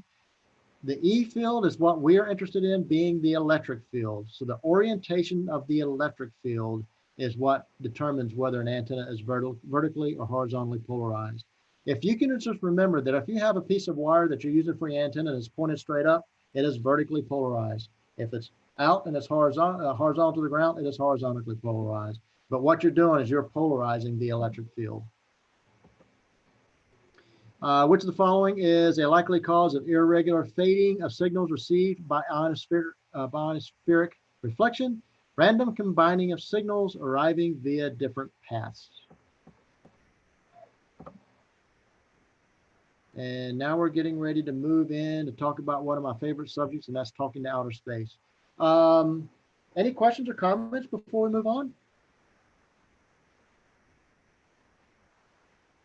So some of those other methods that we talked about for long distance communication, other than the ionosphere, are kind of esoteric and sometimes random. So you really can't depend on those for any kind of long distance communication at any given time. But they're fun to operate, most definitely. But if you're wanting long distance communication without the use of a repeater, the ionosphere is the most reliable. All right, let's talk about being able to communicate into outer space. So I don't know if you knew this, but the amateur radio world does have a number of satellites that float around. They're generally built by universities for experimental purposes. There's actually one that's flying around right now that was actually built by the Air Force. It's called FalconSat. It had a mission, but when the Air Force built this thing, they built in an amateur radio portion to it. So once the Air Force mission was completed, they turned that off and they turned on the amateur radio portion, which I thought was great. That way that satellite's not wasted as it's just still flying around in space. So it's called FalconSat, and it uses APRS. We'll talk about that here shortly. But it's a neat satellite, but generally built by universities. So when you're dealing with satellites, there's things called low Earth orbit and high Earth orbit. All this amateur radio satellites that are up right now that I know of are low Earth orbit. And so the advantage of that is you don't need very big equipment at all. Matter of fact, I'm about to show you a video of a guy that's going to make contacts over satellite. And all he is using is a handheld radio connected to a handheld directional antenna. I do this all the time. I'm usually, the only place I can do is my front yard. I have trees all over the place. So I'm in the front yard. Man, there are people driving by. They see this kook, you know, standing in the front yard with this antenna pointing in the sky, talking to people. That's me. I'm the one doing it. And I have been identified on a neighborhood Facebook page. Like, what's that guy doing now? But it's really neat. That's an advantage of the low Earth orbit. The disadvantage of the low Earth orbit is that your the passes are very short. They're just a few minutes. Sometimes as long as 10 minutes. Sometimes as short as like 2 minutes. So that's a disadvantage. When we get some high Earth orbit satellites back up, then those will afford the opportunity again to have full-on conversations with people, because that satellite can be above you for hours. But that will require bigger equipment and bigger antennas to operate, and I'm looking forward to that day. So with that said, I'd like to show you this video of this guy operating, here we go, operating a handheld antenna to make contacts. Notice the antenna is handheld. Hi, this and is he's using amateur a radio handheld satellite radio. Fox 1.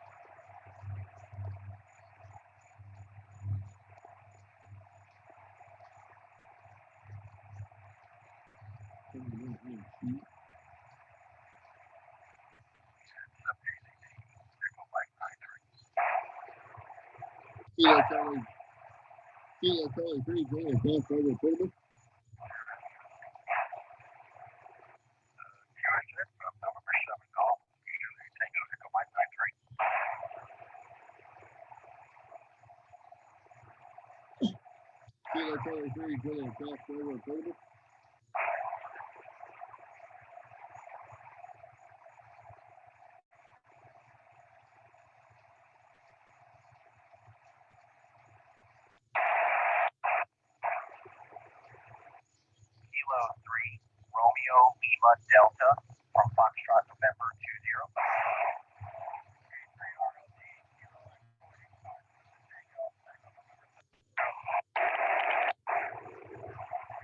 Sorry, we couldn't get that. You're very light.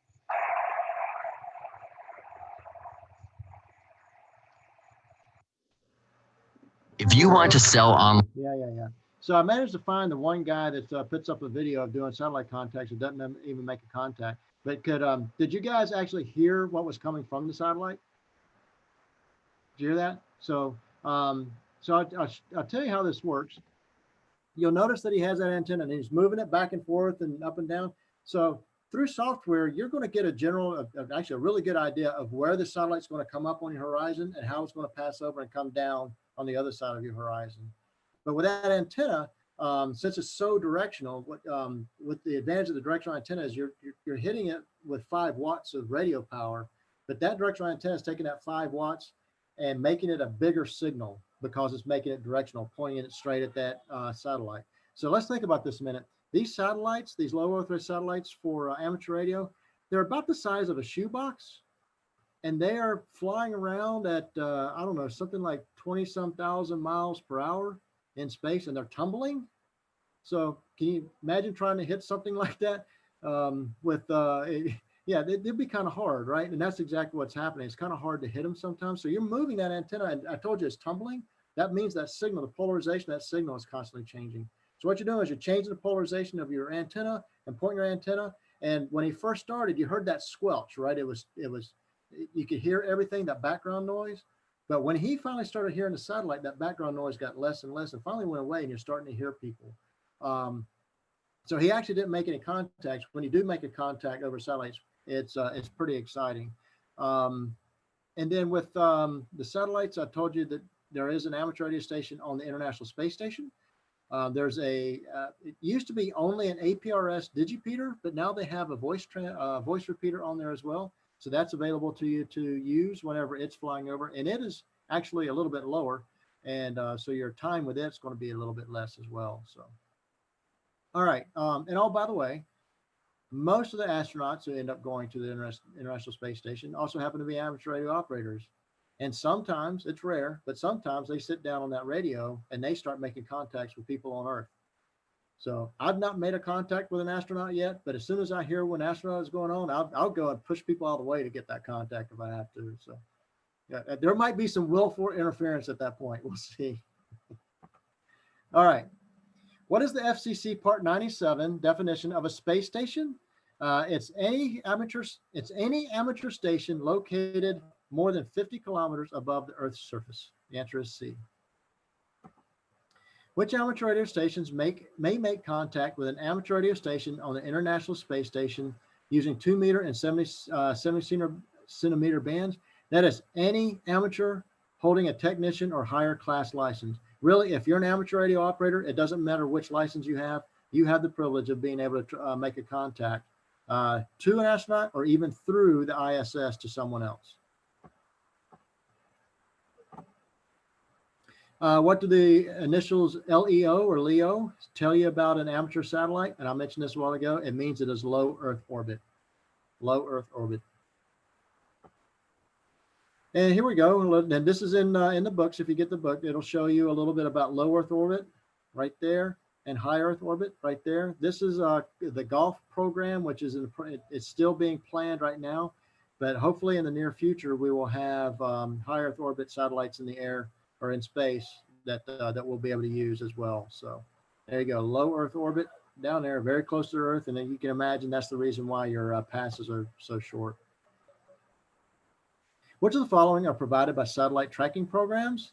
And it's all of them. They'll show you a map, a real-time position of where the satellite is in relation to the Earth, the time, azimuth, and elevation of the start, maximum altitude, and the end of a pass, and the apparent frequency of the satellite transmission, including effects of Doppler shift. So we're all familiar with the Doppler shift, are we? Everybody heard of the Doppler shift? I'm seeing a no. No? Okay. So the best example that I can think of, and it comes back from when I was in grade school, if you're standing near railroad tracks, hopefully not on them, but near railroad track and a train is coming and its horn is blowing, when it's far away from you, coming towards you, it sounds like the pitch of that horn is getting higher and higher and higher until it gets right at you. And then as it goes away, it sounds like the pitch is getting lower and lower and lower. What's happening though is the pitch is the same. Whatever that pitch is of that horn that's being sent from the train, it's the same. But the movement of the train coming to you is compressing that sound wave. So as it compresses the sound wave, it's making the wavelength shorter. What happens when the wavelength gets shorter? A frequency gets higher. And that's why the pitch is increasing as it's coming to you. And then as it goes away, that wavelength is getting longer. And that's the reason why the pitch is getting lower, even though it's the same. So you've got this satellite up in space racing toward you at about 20,000 miles an hour.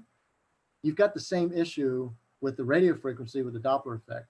So you do have to accommodate for the Doppler effect when you're operating these satellites. It's more prevalent in the UHF band than in the VHF band. In fact, in the VHF band, you really don't have to worry about the Doppler effect, but the UHF band you do. And the way these satellites work is the uplink is either going to be UHF or VHF, and the downlink is going to be the other one. So you're going to have to worry about the Doppler effect either on your transmit side or your receive side. The nice thing is it's not much you have to do with it. In my radio, where I have my satellite frequencies set up, I set them up as splits. And then I have, let's say I'm doing AO85. I have an A, B, C, D, and E. A means that's where I'm going to first start communicating with that satellite. And when I can tell, it's either, if it's on the transmit side, it usually means I'm just not hearing myself and it's full duplex, and we'll get into that later. Or I'm not hearing others and I know that the signal's getting more scratchy, then I'll switch to my B. And then all I did is I changed the frequency a little bit to accommodate for that Doppler effect. C means center frequency. That's the frequency. Once it gets near me or near my position, And I can go to C and operate off the center frequency, and then D and E, those are my longer frequencies. And all I'm doing is I'm accommodating for the Doppler effect. So you just build those into your radios to do that. Which of the following are inputs to a satellite tracking program? The answer is B, the Keplerian elements, and that's really all it is. You just need to know this: the Keplerian elements. Those elements, I think it's a four-line code that goes into these things and into the software. And what it does is it makes the prediction of where the satellite's going to be at any particular time. What's a satellite beacon? It's like any other beacon. It's a transmission from a satellite that contains status information, and you can download that as well through the satellite. What mode of transmission is commonly used on amateur radio satellites? The answer is all of these. Now, for your low Earth orbit satellites, generally FM. All the ones that I operate primarily are FM. There are some single sideband ones out there and CW ones, but when you get started, it's going to be FM. But all of these you will find on various satellites, so it's all of them. Who may receive telemetry from a space station? Anybody can do that. It's anyone. You do not even have to be a licensed amateur. Think about it. You're only receiving. You're not transmitting anything. So anybody, if they know the frequency and can be able to accommodate for the Doppler effect, they can download the telemetry, and there's software out there. We can load that telemetry in there, and you can see the health and status of the satellite and which solar panels may be heating up worse than the other ones, and what the battery status is. What telemetry information is typically transmitted? The answer is health and status of the satellite, battery, how's the batteries doing. I told you the satellites tumble. That's because there are solar panels on all sides, and they make them tumble on purpose so that no one panel gets more warm than the other. So it keeps those rotating. So you can see the health and status of the satellite. What causes spin fading satellite signals? All right, so it's rotation of the satellite and its antennas. I kind of alluded to that, the fact that these things are constantly tumbling. With regard to satellite communications, what is Doppler shift? Okay, so here we go. So again, a C, an observed change in signal frequency caused by the relative motion between the satellite and the Earth station. And the Earth station very well may just be you, right? So it's, how it's moving towards you or away from you. That's what is giving you your Doppler shift. Which of the following is a good way to judge whether your uplink power is neither too low nor too high? So this one's interesting. It says your signal strength on the downlink should be about the same as the beacon. But here's what's kind of neat. If that satellite is busy, and they generally are, you're probably not going to hear the beacon. But really, that's going to be your answer. Your signal strength on the downlink should be about the same as the beacon. What is the impact of too much effective radio power on a satellite uplink? It's blocking access to other users. I told you a while ago, 5 watts. That's all that HT is putting out is 5 watts. I know if people have made satellite contacts just using 2. I've actually not tried with 2, but I think it's going to be a challenge for me soon. But if you use too much power, you're going to block other people from being able to use that satellite. That could be willful interference. And then what is meant by the statement that a satellite is operating in U or mode UV? U means UHF, V means VHF, and the first letter is always going to be your uplink, and your second letter is going to be your downlink. So in this case, your answer is B. The satellite uplink is 70 centimeter band, which is UHF, and the downlink is the 2 meter band, which is VHF. So if it said VU, then your uplink would be VHF and U would be your downlink. In this case, they're asking UV. So your uplink is 70 centimeters, and your downlink is 2 meters.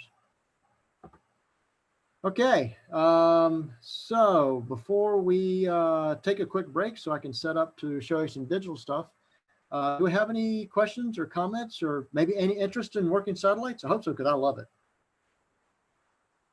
Yeah. That antenna that you saw there is called the ARA antenna. There's really 2 big companies, ARA and Elk, and I own both. I actually own 2 ARAs and I own an Elk. They call it ARA antenna because the elements are made from ARA shafts, which is kind of cool. But you can buy those. The antenna, the one's called the backpack antenna, which will break down in half and the elements come off. And it's the one without the diplexer is $99. That's the one that I get my students when we do the ham radio jumpstart. Any questions? Yes, sir. The handheld antennas, can you get them for equivalent lengths of, I don't know, let's say you wanted a 30-foot antenna, can you get the handhelds that are equivalent to that? A 30-foot antenna? I don't know, I'm just throwing out something. If you would normally have a long antenna, and now you're walking away from the house with a handheld, can you get the equivalent length that you had hooked up at home? I don't know. If it's a handheld, you're certainly going to be limited by length because the longer it is, the heavier it's going to be. But it looks like maybe all of those connections on that handheld add to the length, I guess. I don't know. Oh, they do add to the length, but really what's happening there, that's a directional antenna. If you take a look at it carefully, you'll find that those elements, they start off long down the bottom and get shorter and shorter. And what's happening is, and we'll talk about this when we get to antennas, but I'll talk about it now. When a radio antenna transmits, it transmits omnidirectionally everywhere. If you think about the equivalent of a light bulb, it does the same thing, right? But in order to make a flashlight out of a light bulb, you put a mirror behind it, behind that bulb, right? And what you're doing is you're taking that light that's coming out down this way, and you're making it bounce off that mirror and pushing it forward. And what you're doing is you're taking all of that signal and combining it, and you're actually making a more powerful signal coming, but just in one direction. Your antenna, your directional antennas are doing the exact same thing. And so you add the RF that you're not really concerned that you really don't care about going backwards is being reflected off of those reflectors behind it and being pushed forward and being directed by the other directionals in order to go in one direction and be a more powerful signal. And you only need, especially in the VHF and UHF band, you only need so many to be very, very effective. On that antenna there, the VHF side of that antenna only has 3 elements, where the UHF has either 5 or 7, I can't remember. But it has more elements to make it a little bit stronger because UHF kind of needs that. I'm not really sure if that helped answer your question, but Wayne, I have a question. BART is about 90 to 100 miles from us. I know you have atmospheric considerations to factor in, but can we normally communicate at that distance, or does he need a repeater station up on the mountain where he lives? With a standard antenna, no. On VHF and UHF, you're not going to be able to. Now, in the HF bands, most certainly you'll be able to do that with a standard antenna. With a good directional antenna, it is possible to do that, especially if both of you have directional antennas pointed at each other. That handheld antenna that you just saw, I've actually used that on one of my radios, my handheld radios, standing on my roof. Yes, I'm nerdy that way. Pointed it toward a repeater in Savannah. So Savannah is about an hour away from me. So I don't know, 60, 70 miles or something like that. I hit it just fine. So if both of you had a directional antenna with some height pointed at each other, it is very possible to be able to make that contact regularly on the VHF. Stay off your roof, Bart. Yeah, stay up there all the time, Bart. Just can't get on my roof. You're ready. That's what I'm saying. Hey, now I have another question, Wayne. Excuse me. Sean, base up in Blue Ridge, Virginia, is about 3.5 hours from here.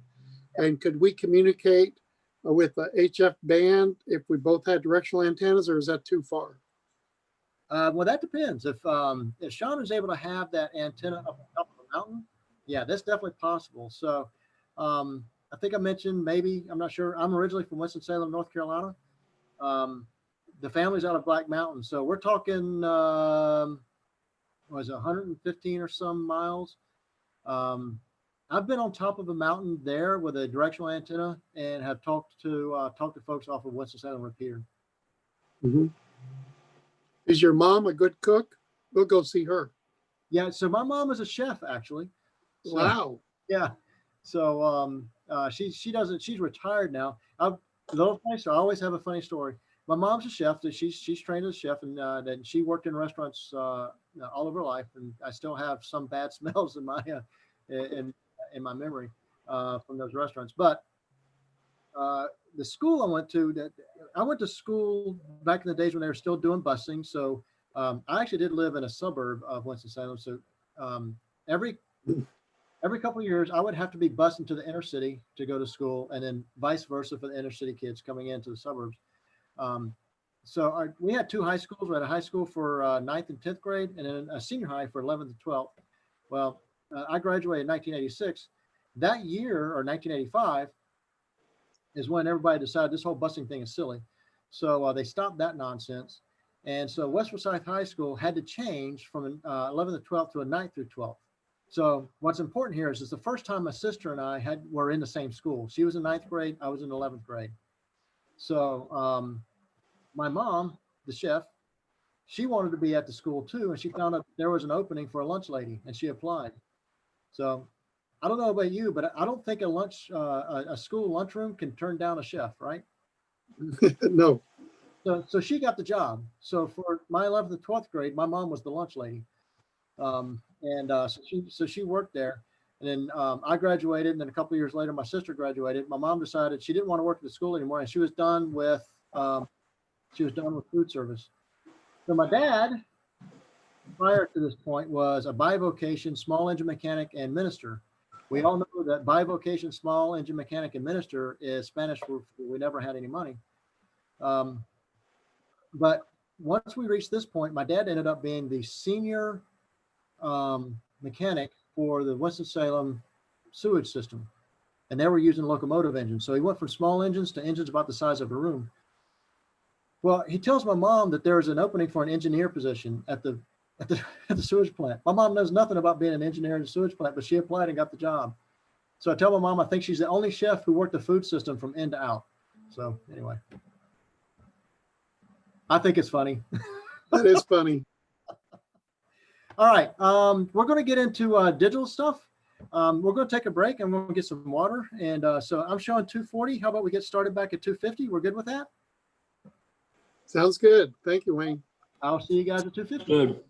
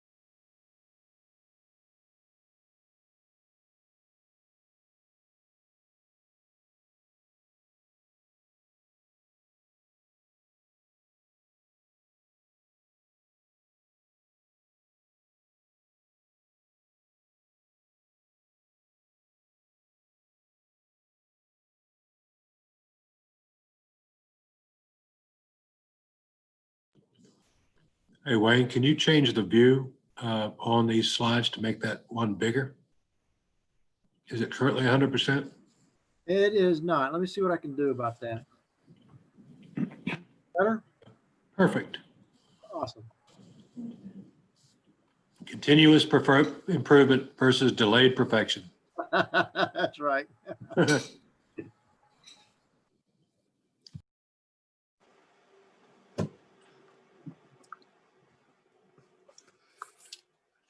Hey, Wayne, I was going to ask you if we got because there's a bunch of us around Fort Mill, South Carolina, here near the North Carolina border.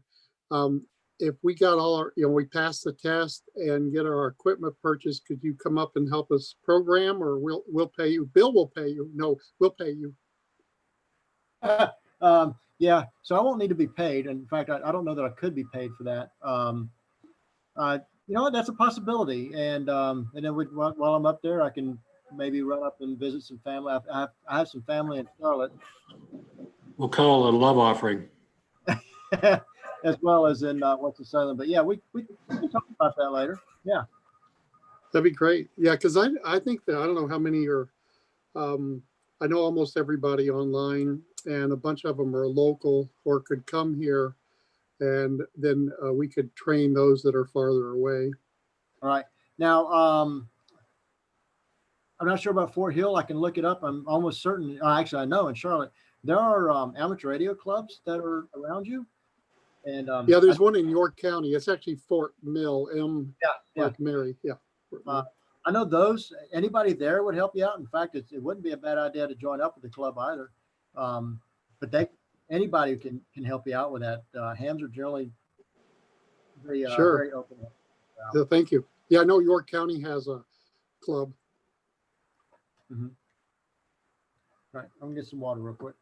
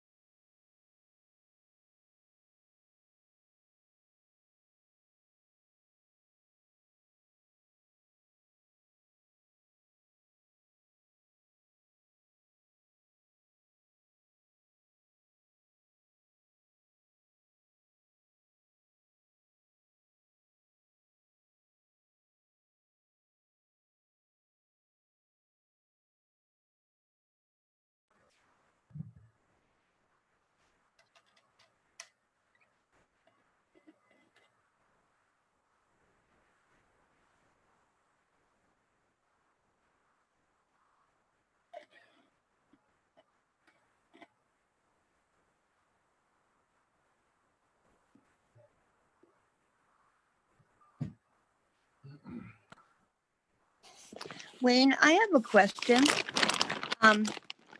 We live in Bethlehem in a hilly area, and we live in an area where they won't allow us to put an antenna, but my neighbor has one, and I just texted him and we're going to talk. But August 1st, my husband retires, and we're going to take our RV. It's a 39-foot RV, and it has a dome on top of it that is something to do with the satellite and getting TV or something. Would that help with our thing we're doing with the ham radio? I don't know if it would. Is it satellite TV or is it just regular over the air TV? No, it's a satellite thing because when we traveled before, we got DirecTV, and that was the satellite thing. Okay. If you're not using that satellite anymore, or no, I'm sorry, that antenna anymore for TV, it's possible to repurpose that antenna for maybe Wi-Fi type communications or something. I don't know about VHF or UHF,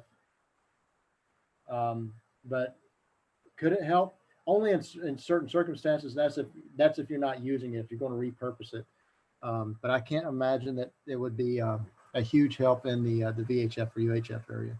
But the nice thing is for VHF and UHF antennas, you can get vertical antennas that are they're not large at all, and put it right on top of your RV and be able to communicate with that, and then maybe even get a directional antenna. Once you get to where you're going to be sitting for a while, you put the directional antenna out and get even further with it. So. Oh, great! And is all this available on like Amazon? Is that where you go? So you know what? There are some amateur radio equipment on Amazon.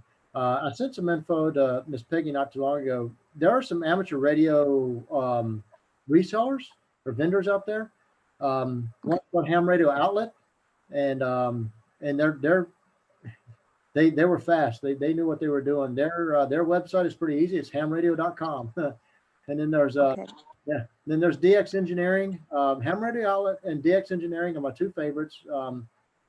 I use both of those. But there's Gigaparts. There's I don't know. There's a host of amateur radio specific vendors out there where you can get equipment and antennas and such like that. And who was the Christian? I'm writing it down. What was the one that had the scripture on their website? BTech, BTECH.com. Okay, thank you. Yeah, they have a. And sorry about my unmuted. My husband called and I didn't know it would knock me off and mute me. I mean, unmute me. Sorry about that. Yeah, all of those websites should be in the email that we sent to you, the initial email. Okay. So if for some reason you can't find that, let me know and I'll resend it to you. Well, thank you. Thank you. You're welcome, dear. All right, I'm showing 2:53. Are we ready to start again? Ready. All right. So before we move on, any other questions or comments? It doesn't even have to be about the subject we covered yet. It could just be general amateur radio stuff. But any questions or comments yet?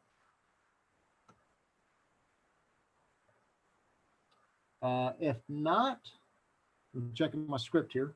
I get to let Gordon talk again. We're going to get into some digital stuff. We're going to let him talk. He's going to introduce the digital stuff. Of course, he's going to go through the questions.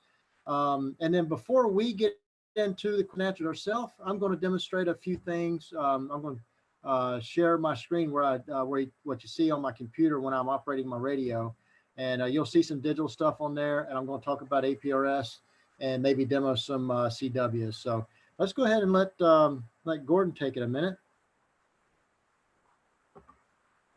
And I show it is track 3.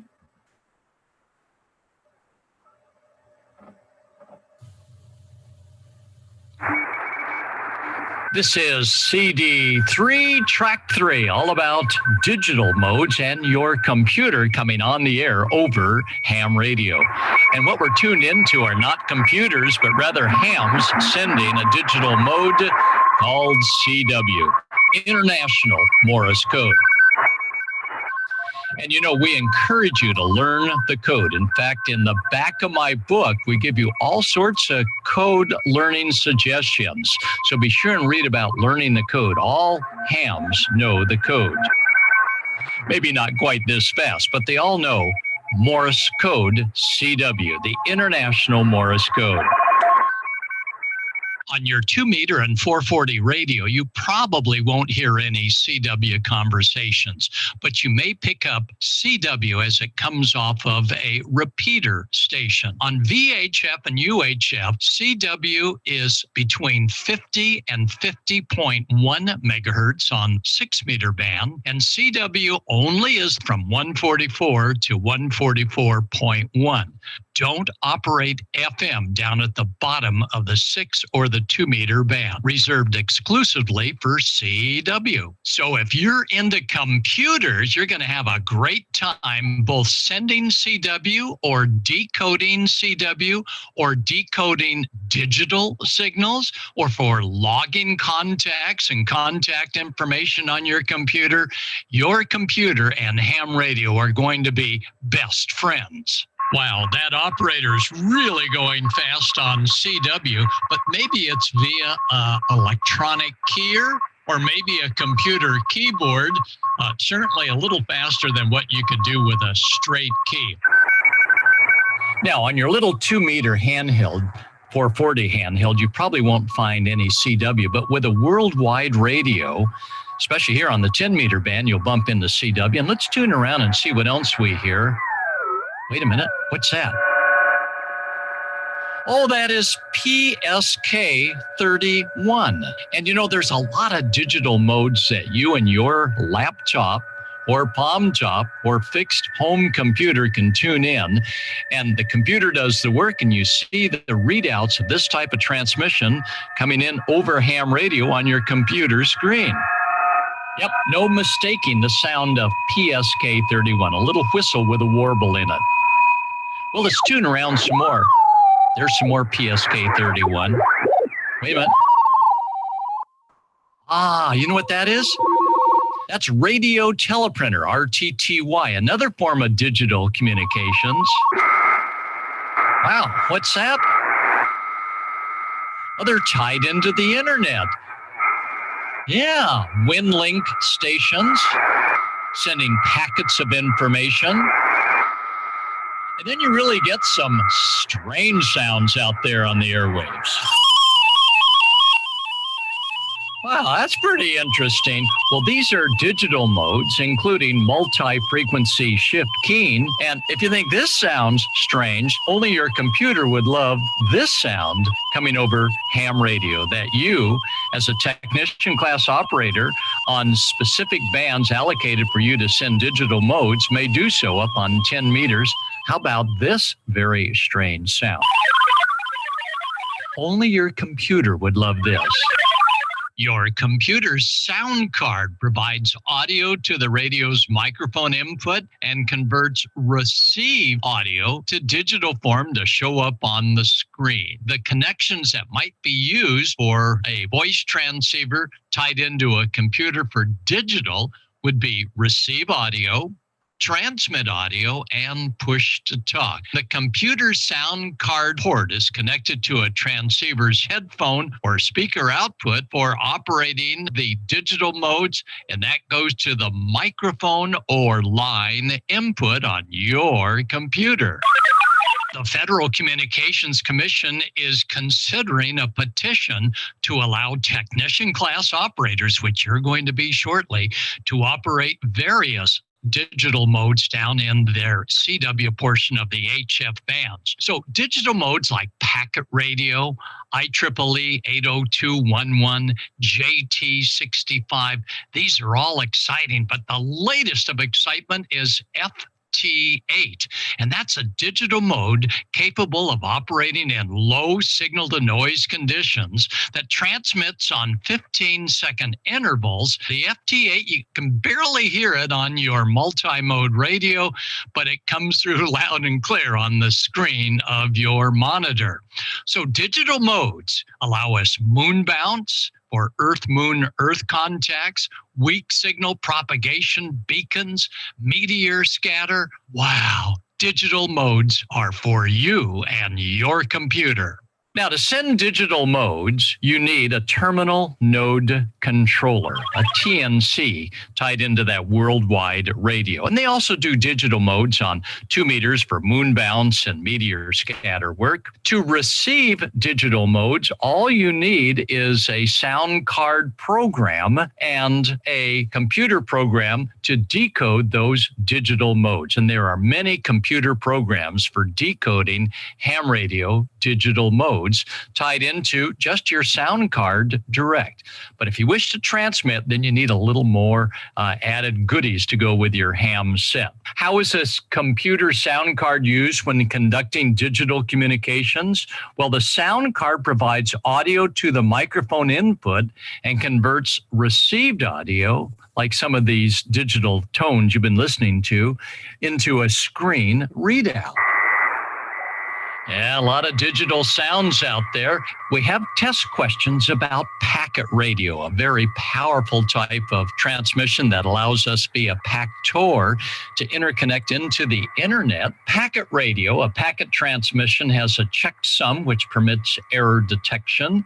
A header, which contains the call sign of the station to which the information is being sent, and automatic repeat request in case of an error. All of these choices are correct when sending packet radio. And that parity bit, that's an extra code element used to detect errors in received data. So your packet transmissions are usually error-free, thanks to ARQ, automatic repeat request. Now, what may occur on VHF and UHF data signals if they're propagated over multiple paths, like in downtown cities?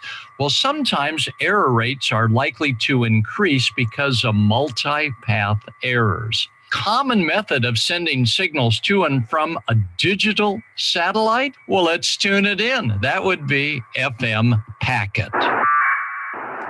The International Space Station regularly sends packet through their digital packet repeater up on the space station. The International Space Station can be heard via packet at 145.825. So if you already have your little handheld radio, next time there is a space station pass, monitor 145.825 and you'll hear packet radio. Think of the fun you're going to have with your laptop and your little ham radio set. Maybe sending some packets through satellites.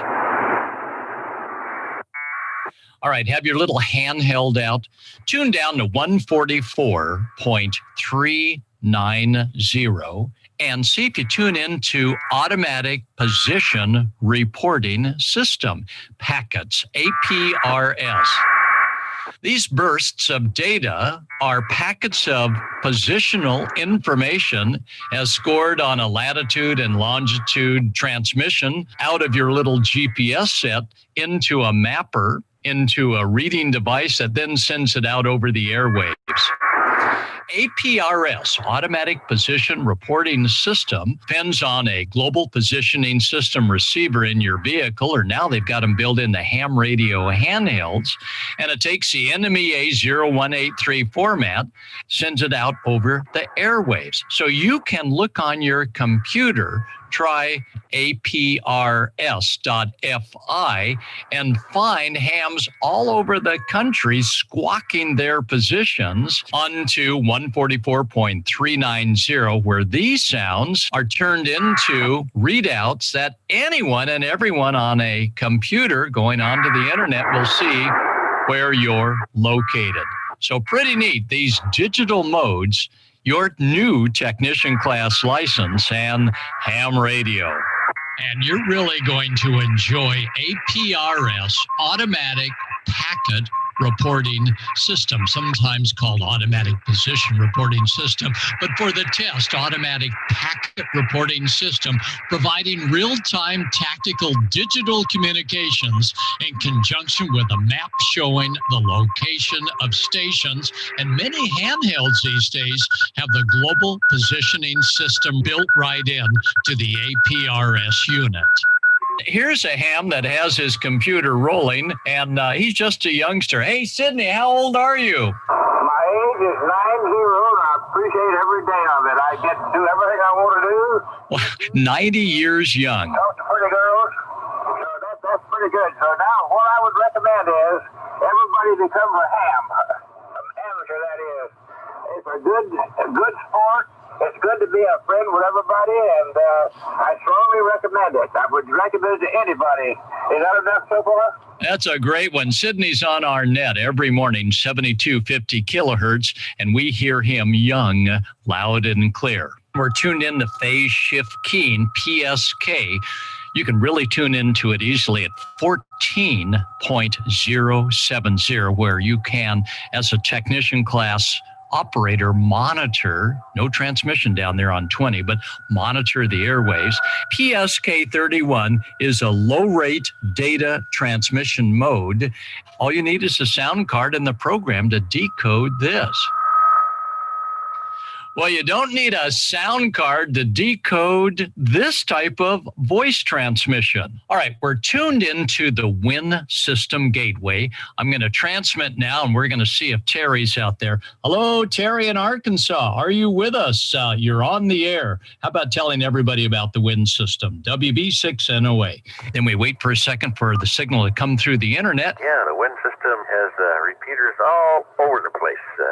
7 states and 4 countries. And hundreds of ham radio operators throughout the world have tied their home computers into the internet. This system of tied-in repeaters. Southern California, where you are. Yeah, and this is called Voice over Internet Protocol. And you can learn more about VoIP repeaters from a repeater directory. All right, let's ask them in just a moment what the weather is like out there. But you're hearing a signal through the WIN system. And that WIN system amateur radio station that gets you into the internet automatically is called a gateway. Terry, how about saying hi to all the students? Tell them what your weather is like out there about 2,000 miles away from where I am. Over. It takes just a moment for my signal to go through the internet. Then he transmits. Here we go. I'm just above Louisiana, and I'm in the northwest corner of the state. I'm on just a handheld radio. Yesterday. It's on and off raining, and they keep saying, tonight, tomorrow, we're going to get... The WIN system is tied into Internet Radio Linking Project, into a node, and you can learn more about nodes by being an active ham and taking part in repeater directory reading. And in that reading, they have many times the IRLP node ID numbers. EchoLink and other IRLP systems, you must register your call sign and provide proof of license. But this is the neat thing about EchoLink. You could actually operate it from a hotel room on your computer and end up coming over ham radio. So you must subscribe to an online service for voice over internet protocol from online repeater lists. They are maintained by local repeater frequency coordinators and found in repeater guides, and the repeater directory and repeater guide will list how to get onto that particular system. And the nice thing about the WIN system is you don't have to dial up any specific keypad numbers to connect. You just go, hello world, it's already connected. Other IRLP stations, you use the keypad to transmit the IRLP node number. Oh yeah, another name for that keypad is DTMF, dial tone multi-frequency. Wow, what's that sound? Well, that's television, 6 megahertz wide, NTSC, and that is National Television System Committee. This is the old analog television that hams still use on 70 centimeters, 426 megahertz, as well as 1200 and higher. So if ever you run across a real wide signal that sounds like this on FM, That's NTSC, the old but great for hams analog fast scan color TV signals. Time to take a break from digital modes, and we'll meet you back here in just a moment. Break time. All right. So that's Gordon's introduction to Gordon's introduction to the digital mode. So I kind of want to just show you a little bit. So a while ago you heard something about SSTV. So this is, let me get to where I can see y'all again. Anyway, here we go. This is the software that most of us use in order to do SSTVs. SSTV means slow scan television, and really what you're doing is you're sending a picture. And this is one of my favorite modes. I do like to operate with SSTV. And with this, what you do is you send a picture like this one right here. I would send that out. Let me just do the transmit here. Or here's another one that I have here. I would send the CQ. Remember the CQ? I'd like to talk to someone. My call sign, and from the Golden Isles of Georgia, Echo Mike 91 Golf Golf. If I were to transmit that, what happens is my sound card through the software converts all of this information, the colors, everything, line by line, and transmits that out as an audio signal. And then gets received by someone else, and that would come out there. And if they want to respond, they would respond with another picture with some information, and I would do the same thing with some information, and then we'd end the contact. So as a kid, I didn't get to do this when I first got my license as a kid because we just didn't have the equipment to do it. But this always fascinated me for some reason, and that fascination never left. I enjoy working slow scan TV. So I actually had this running for all day. I started running at about 5 o'clock this morning just to see what kind of pictures might come in for you guys to see. So I'm pulling up the history, and you can see some of them. The history, the pictures that came in, they're right here in this top left-hand corner. Some of them aren't all that great, right? But that's a pretty good one. That's out of Canada, actually. And then another one out of Canada. This one's out of the, I can't quite catch that call sign, although that looks like a G7, which would mean England. That's out of the 06 of the Midwest part of the US. Let's see. So there's another one from Canada. So I mentioned Russia a while ago. This is a Russian one, RSV. Oh no, I'm sorry, that's not right. That's a signal report. I do have a Russian one in here. Canada again. Texas. All right, this one is out of England. England again. Can't tell. This one, I happen to know this call sign already. That one's Italy.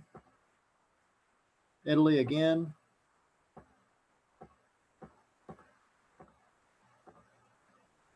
My history won't go all the way back to, that's a bummer.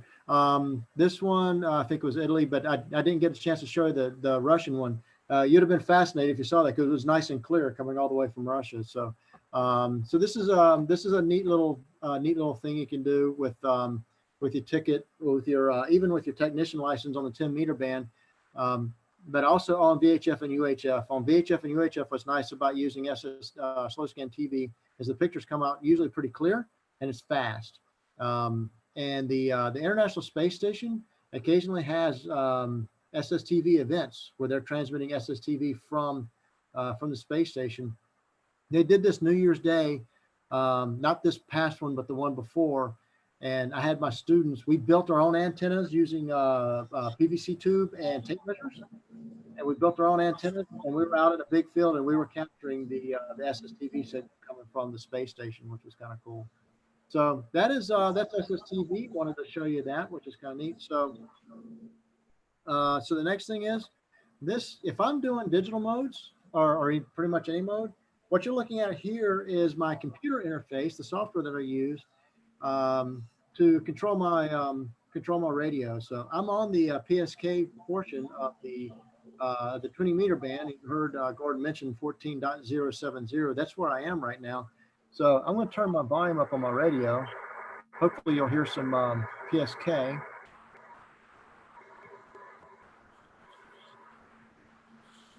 some right there. I'm gonna see if I can tune that in so that we can copy it. Hopefully, it's kind of weak.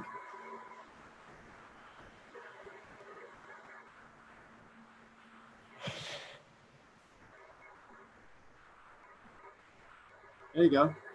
81 turns. Yeah, the signal's going in and out. We'll get a nice strong one in there.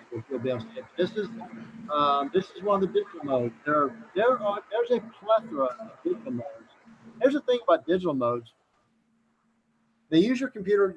It could be your computer sound card. I actually use external sound cards, but their audio mode, their audio tones, all of the ones and zeros that are being transmitted. I see it out of Colorado. All the audio tones that are being transmitted are being converted to their ones and zeros being converted into audio tones and being sent over the air. And then in my case, that person's in Oklahoma.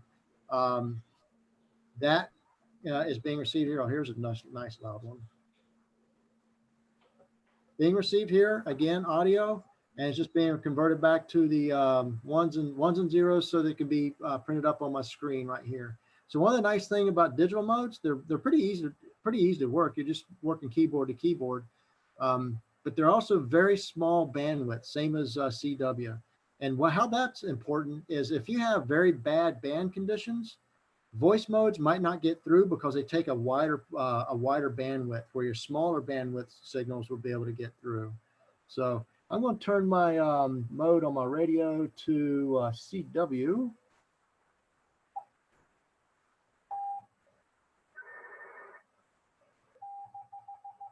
Let me turn the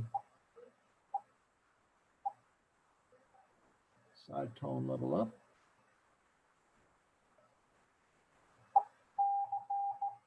Can everybody hear that?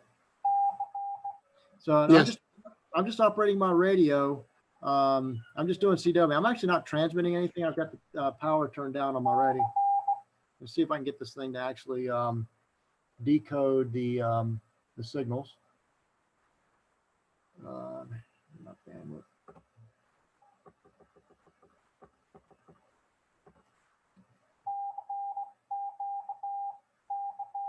Oh, and I need to put my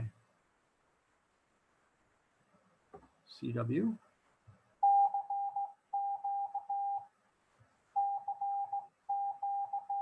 All right, yeah, it's decoding now. So here we go. I'm using my straight key, and if you're watching through the other monitor or the other camera I have up, you can see me operating the straight key, but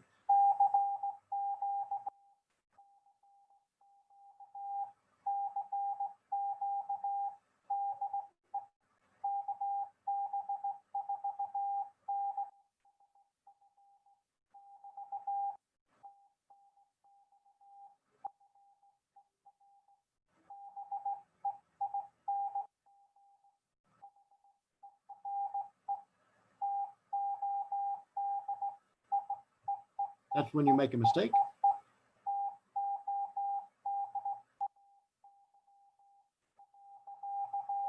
So that's with the straight key.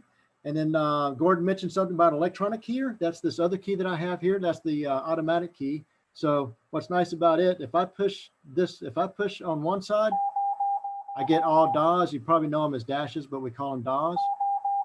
And if I do the other one, they're all dits. And if I push them together, squeeze them together,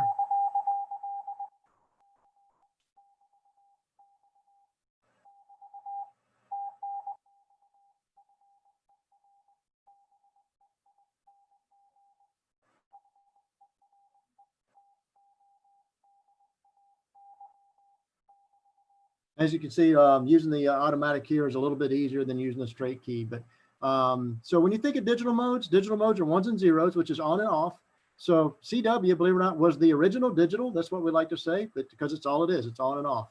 And then CW is that it is the one mode that may make the distance when the conditions aren't all that great. So any questions about what you saw so far there? Wayne, regarding sound cards, we probably all have sound cards on our computers. Are they talking about getting an additional sound card or just using the software that we need for this? So the software that you need for this can utilize the sound card that's inside of your computer. There's actually no need to get an external sound card. I prefer to use external sound cards only because I know one thing, that sound card, the only thing it's doing is my radio stuff. It gets kind of funny when people use their internal sound cards, because what they forget to do is turn off their computer sounds. So all of a sudden you'll be listening here on 14.070 and you just heard somebody's Windows sound because they made an error of some sort of another.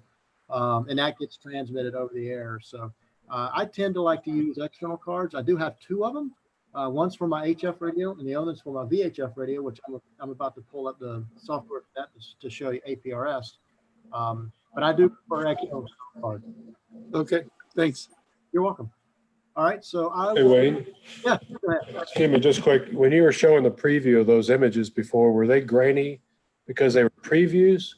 Yeah, no, that's the actual image. So you got to imagine that this picture is being transmitted and bouncing off the ionosphere. So getting a perfectly pitch clear picture over HF, yeah, that's not going to happen. You can get some really good ones, but they're never going to be perfectly perfect. Perfectly perfect. Yeah, that's I don't teach English, thankfully. But when you're working with the VHF and UHF bands doing SSTV, they can come in really, really clear. Okay. Yeah, thank you. So I guess it's dependent on the band you're on and the equipment you have. It depends on it definitely depends on the band, what the band conditions are, and the band frequencies that you're operating in. Okay, thanks. You're welcome. I will punch out of FL Digi. And this software, by the way, FL Digi is the name of it. It's free. So there's some pay ones out there. This is a free one, and I think it's better than the pay ones. And most amateur radio operators who do digital modes, this is the software they're using. So I'll punch out of there. How do you spell that? FL? Fox Lima, Delta India, Golf India, FL Digi.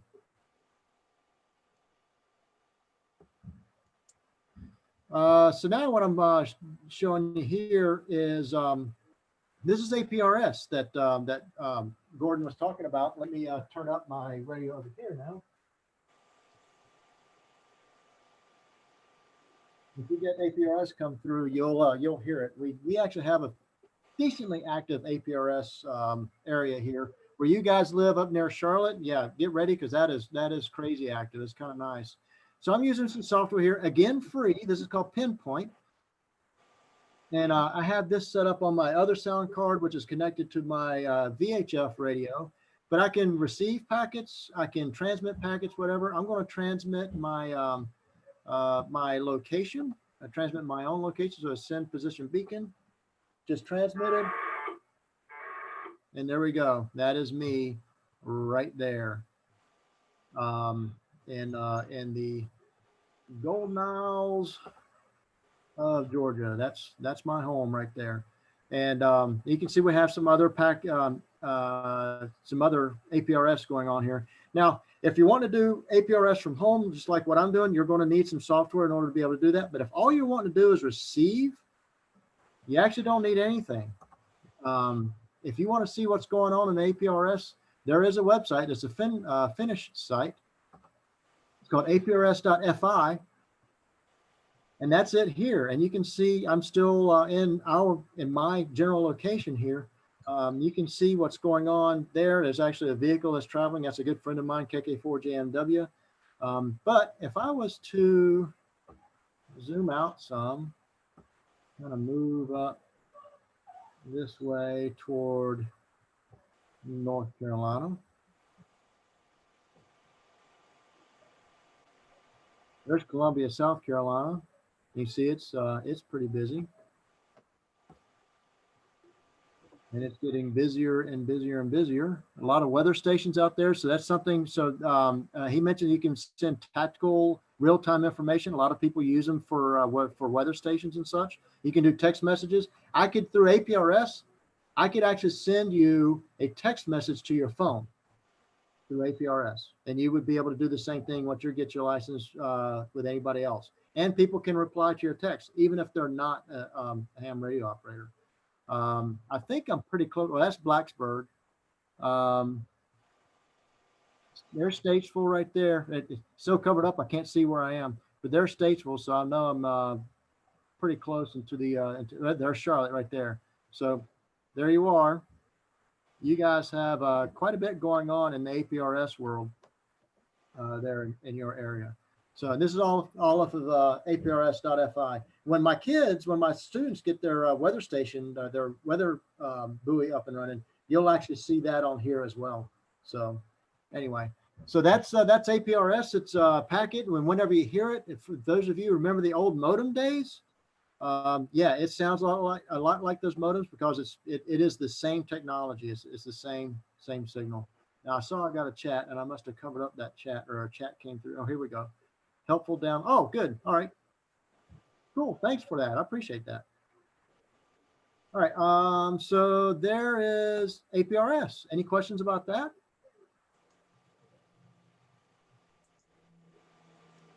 All right. What I will do is I will bring up our thing and we'll talk about the digital modes. And that will probably bring us to the end of the day today. And so you'll have some stuff to study up on during the week. So let's go ahead and get through the digital modes. What code is used when sending CW in the amateur bands? Well, it's the International Morse code. And by the way, Gordon made a statement right at the beginning of that audio that I don't want to confuse anybody with. He says all hams know the code, or all hams know International Morse code. Okay, that's not true. There was a time when you had to know Morse code in order to get your amateur radio license. That's no longer the case. You can go through your entire amateur radio career and never learn Morse code. Although I do highly recommend using it or learning it. It is a very active mode, and it's, like I said, it's one of my favorites. I absolutely enjoy working Morse code. That code that I sent using with my with my automatic here was set at 20 words per minute, but I can operate as high up as 35 words a minute. So you can get there. Ah, cool. All right, let me pull this back up. So what code is being used when sending CW? It is International Morse code. Which of the following VHF, UHF frequency ranges are limited to CW only? So you're going to find them in the bottom of the bands. So your answer here is going to be A, 50.0 to 50.1 megahertz. That's for 6 meters. And 144.0 to 144.1. That's in the 2 meter range. What is an electronic keyer? There we go. A device that assists in manual sending of Morse code. If you happen to see my my radios from the other computer or the other camera I've got up here. So I've got my hand on my, it was called a paddle key, but the keyer, the actual electronic keyer, that's sitting right here. This thing is communicating with here, and all I'm doing is making a connection. And when it sees a certain connection, it says, oh, you want DAWs, or when it sees the other one, you want DITs. That's the electronic keyer. So it is a device that assists in manual sending of Morse code.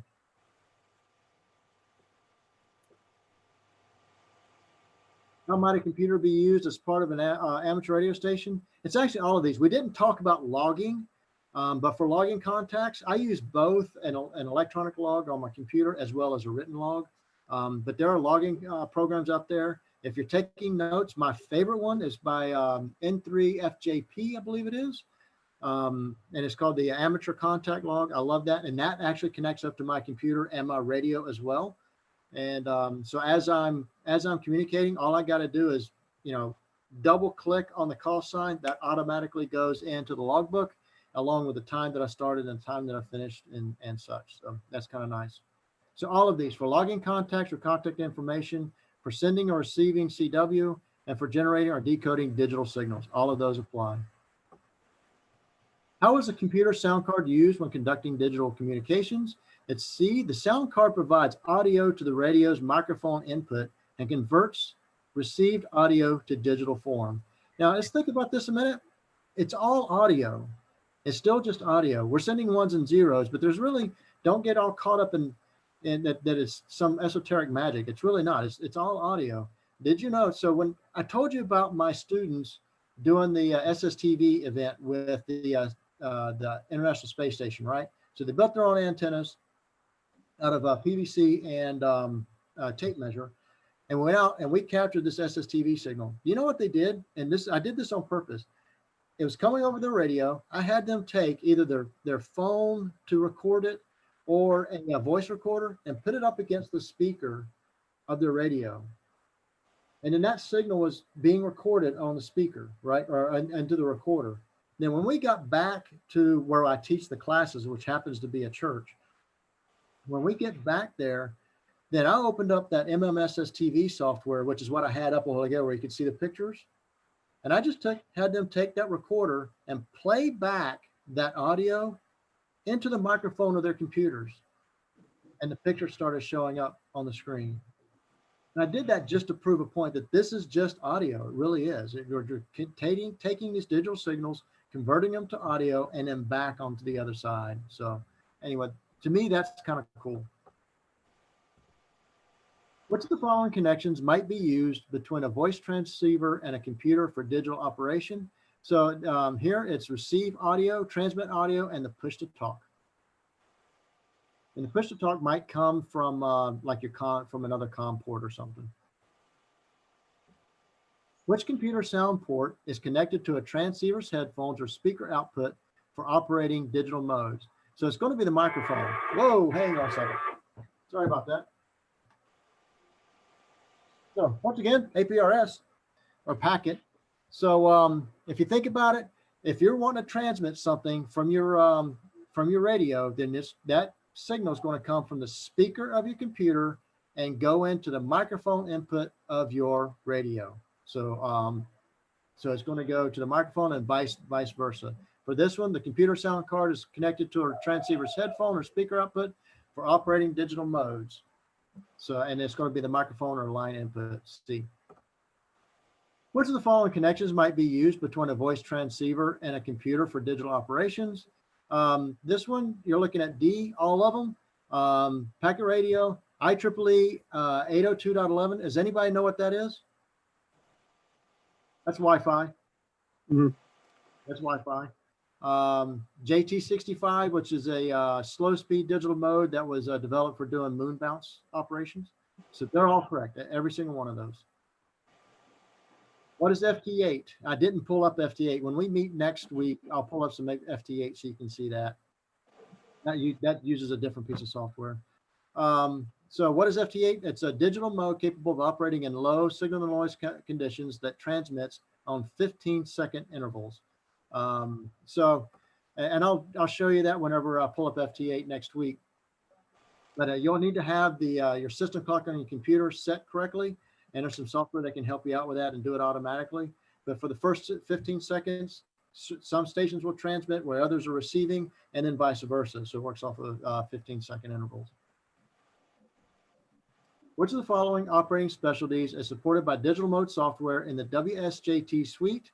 And this one, it is D, moon bounce, weak signal, and meteor scatter, all of them. WSJT is just that's the piece of software that I'm going to be pulling up in order to show you FT8 next week. Which of the following may be included in packet transmissions? Again, this is another one where it's all of them. Checksum that permits for error detection, a header that contains the call sign of the station, which is and the information is being sent, and automatic repeat request in case that there is an error. So all of these are part of the packet transmission. What is ARQ? A digital scheme whereby the receiving station detects errors and sends a request to the sending station to retransmit the information. I think of ARQ as automatic repeat request. I don't know if that's really what it means, but that's the way I remember it. What may occur if digital signals arrive via multiple paths? Error rates are likely to increase. So if it's coming by multiple paths, you might start getting some errors, which may require multiple transmissions before you actually get the correct signal or the correct message. APRS, it is automatic packet reporting system. So don't get confused. Gordon, if you remember, Gordon called it automatic position reporting system. It's not automatic position reporting system.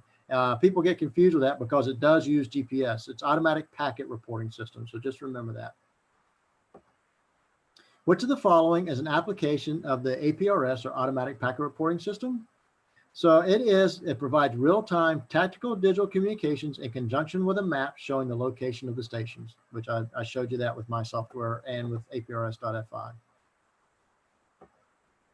Which of the following devices is used to provide data to the transmitter when sending automatic position reports from a mobile amateur radio station? That is a GPS system or a global positioning system receiver. What does the abbreviation PSK mean? It's phase shift keying. So here it's B, phase shift keying. We didn't really talk about phases or whatever when you're talking about your signal wave or your radio wave. In order to send data, you got to make a change to that wave. The change is what indicates a 1 or a 0. And there's only really 3 things you can change. It could either be the amplitude of the signal, the frequency of the signal, or in this case, the phase of the signal. So in this case, we're changing the phase of the signal. So it's phase shift keying for PSK. What name is given to an amateur radio station that is used to connect other amateur stations to the internet? It's called a gateway. Your answer is A, a gateway. If you didn't know it, your wireless router, or even your router, if it's a wired router in your homes, if you've got internet, that router, that's your gateway from your home. That's what's connecting you to the greater internet. What is the Internet Radio Linking Project, IRLP? A technique to connect amateur radio systems such as repeaters via the internet using voice over internet protocol, VoIP. And I'll demonstrate something with VoIP when we get back together next week as well. What type of tones are used to control repeaters linked to the Internet Relay Linking Project? DTMF, that is it. Gordon called it dial tone multi-frequency. I believe it's actually dual tone multi-frequency, but all you need to remember, it is DTMF. All right. How is access to some IRLP nodes accomplished? By DTMF signals. That's how you do it. And that'll be through the keypad on your radio. What is meant by voice over internet protocol? A method of delivering voice communications over the internet using digital techniques. What must be done before you may use the Echolink system to communicate using the repeater? So Echolink does require for you to prove that you're an amateur radio operator. It's very simple to do, and what you do, it really does open some doors for you, but you must register your call sign and provide proof of license. And if you go to Echolink, it's either ecolink.com or ecolink.org. They give you instructions on how to make that happen. How might you obtain a list of active nodes that use voice over IP or VoIP? Any of these works by subscribing to an online service, from online repeater lists maintained by the local repeater frequency coordinator, or by a repeater directory. And a repeater directory, usually that's a hard copy something. And you can get those from the American Radio Relay League or other places, but it's something you can carry around with you just in case you can't get to a computer or your phone in order to find it. So they are kind of handy. What type of transmission is indicated by the term NTSC? It's analog It's analog fast scan color television, and we generally do that over the UHF band. We call it ATV actually as well, but it's analog fast scan color TV signal. That's your NTSC. What is the typical bandwidth of analog fast scan TV signals on the 70 centimeter band? They're pretty wide. It's 6 megahertz. That's a fairly wide signal, but that's because you're sending a lot of information. It's actually moving. It's actually moving video, and it's got all the color information and everything else in there. So it's a fairly wide signal. So, all right, we have covered everything for digital modes, and I've demonstrated a few things. There's a couple more things I'll demonstrate when we get back together next week. So do we have any questions, comments about anything we covered or anything amateur radio related or what have you?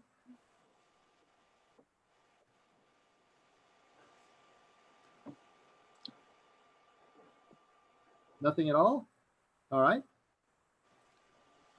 So, Yes. yes, go ahead, please. Yes, I had questions, but my brain is in a fog right now. All right, we're really going to have fun next week then. Good deal. And you do get to a point. Miss Peggy sent me a text a while ago, says like being fed with a fire or drinking from a fire hose, which is absolutely true. I get the whole brain fog thing. There are times where I get to a point where I'll mention, somebody asks me if I have a question. I'm like, yeah, I know I have questions. I'm just not smart enough to know what the questions are yet. So Wayne, next week we meet 11 to 7. Is that correct? That is correct. And yeah, we're going to meet at 11. The reason why is I'm one of the volunteer examiners here in this area, and we do testing next week. So I'll be working that. And as soon as I get done, I'm shoot here and get set up and ready for you folks. Next week, we're going to be covering some theory stuff, the basics of electricity, electronics, some antenna stuff. So it'll be fun, and we're going to have a good time. But yeah, it is theory. And then, of course, I'll demonstrate a couple of things for you. So for this coming week, I challenge you to get on those websites and practice. Even if it's questions you've not seen before, that's okay. Go ahead and take a guess at it, because you're going to see them next week, and it might help you even prepare you even more for next week. I will work on getting this PowerPoint slide. It's only like 4 slides, but PowerPoint presentation, and send. I'll convert it to PDF just in case you don't have PowerPoint on your computers. And it'll have the formulas and such that you're really going to be interested in. And if you have the book, read the book. So at what point you're not reading the Bible, then read that book. So any other questions for me? All right. This has been great, Wayne. Thank you so much. Thanks, Wayne. Oh, you're very welcome. It's my pleasure. I'm very happy to do it. So Thank you. You're very welcome. Yeah, So, thank you. You're welcome. I think Ms. Peggy has probably sent all of you, or if I didn't, I think actually it was in the email that I sent to you. My contact information is in there, my phone, which you can text to or call, it doesn't matter. And, or my email, if during the week you have any questions or comments, something you want to throw my way, please do so. If there's a demo that you're particularly interested in, then throw that at me as well, and I'll see what I can pull off for you. So, like I said, this is the first time I've ever done this in this format, and it seems to be working okay. And I'm very happy with the fact that nothing went down. So if anything else, you guys far surpassed the technology teachers who I had this office with. So That says something about our education system. That's kind of sad, man. yeah, you guys got a leg up on this thing. Hey, Wayne, does the book has all these questions, answers also? For the Yes, sir, test? they do. Yeah. And Otherwise, I was going to ask for your PowerPoint presentation. Yeah, the book is the PowerPoint presentation. it really is. It really is, except for the but does get into some information as to why the answer is the answer. Yeah. So Yeah. now there's Yeah, another get the American book. Theory League that is actually really good and gets in depth, and I've used that a couple of times. It just turns out not to be my favorite. I really do like the way Gordon West put it together. So. Great. This has been great. Thank you Thank so you. much, Wayne. Peggy, do you have any other comments? No, I don't believe so. Oh, George, so are we using the same Zoom link next week? Yes. Okay. Keep it All right. simple. Keep kiss method. We're all on the same page. Keep it simple and smart. Yeah. Right. All right. Well, George, you've got it for the ending. So. Okay. Thank you, Wayne. You're welcome. So let's see, Bill, could you close us out in prayer? Pray for our memories.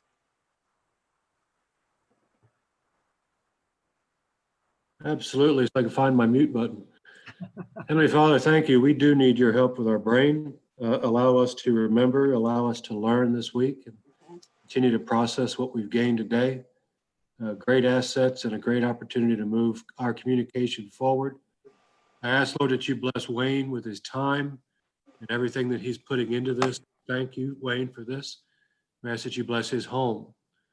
We ask right now in Jesus' name again that you will give us the resources we need, Lord, to look at the books, look on online resources, and to get what we need to pass these tests And Lord, I even extend the blessing of finances to buy the equipment that we need and get it configured properly and most beneficially for all of us to communicate together.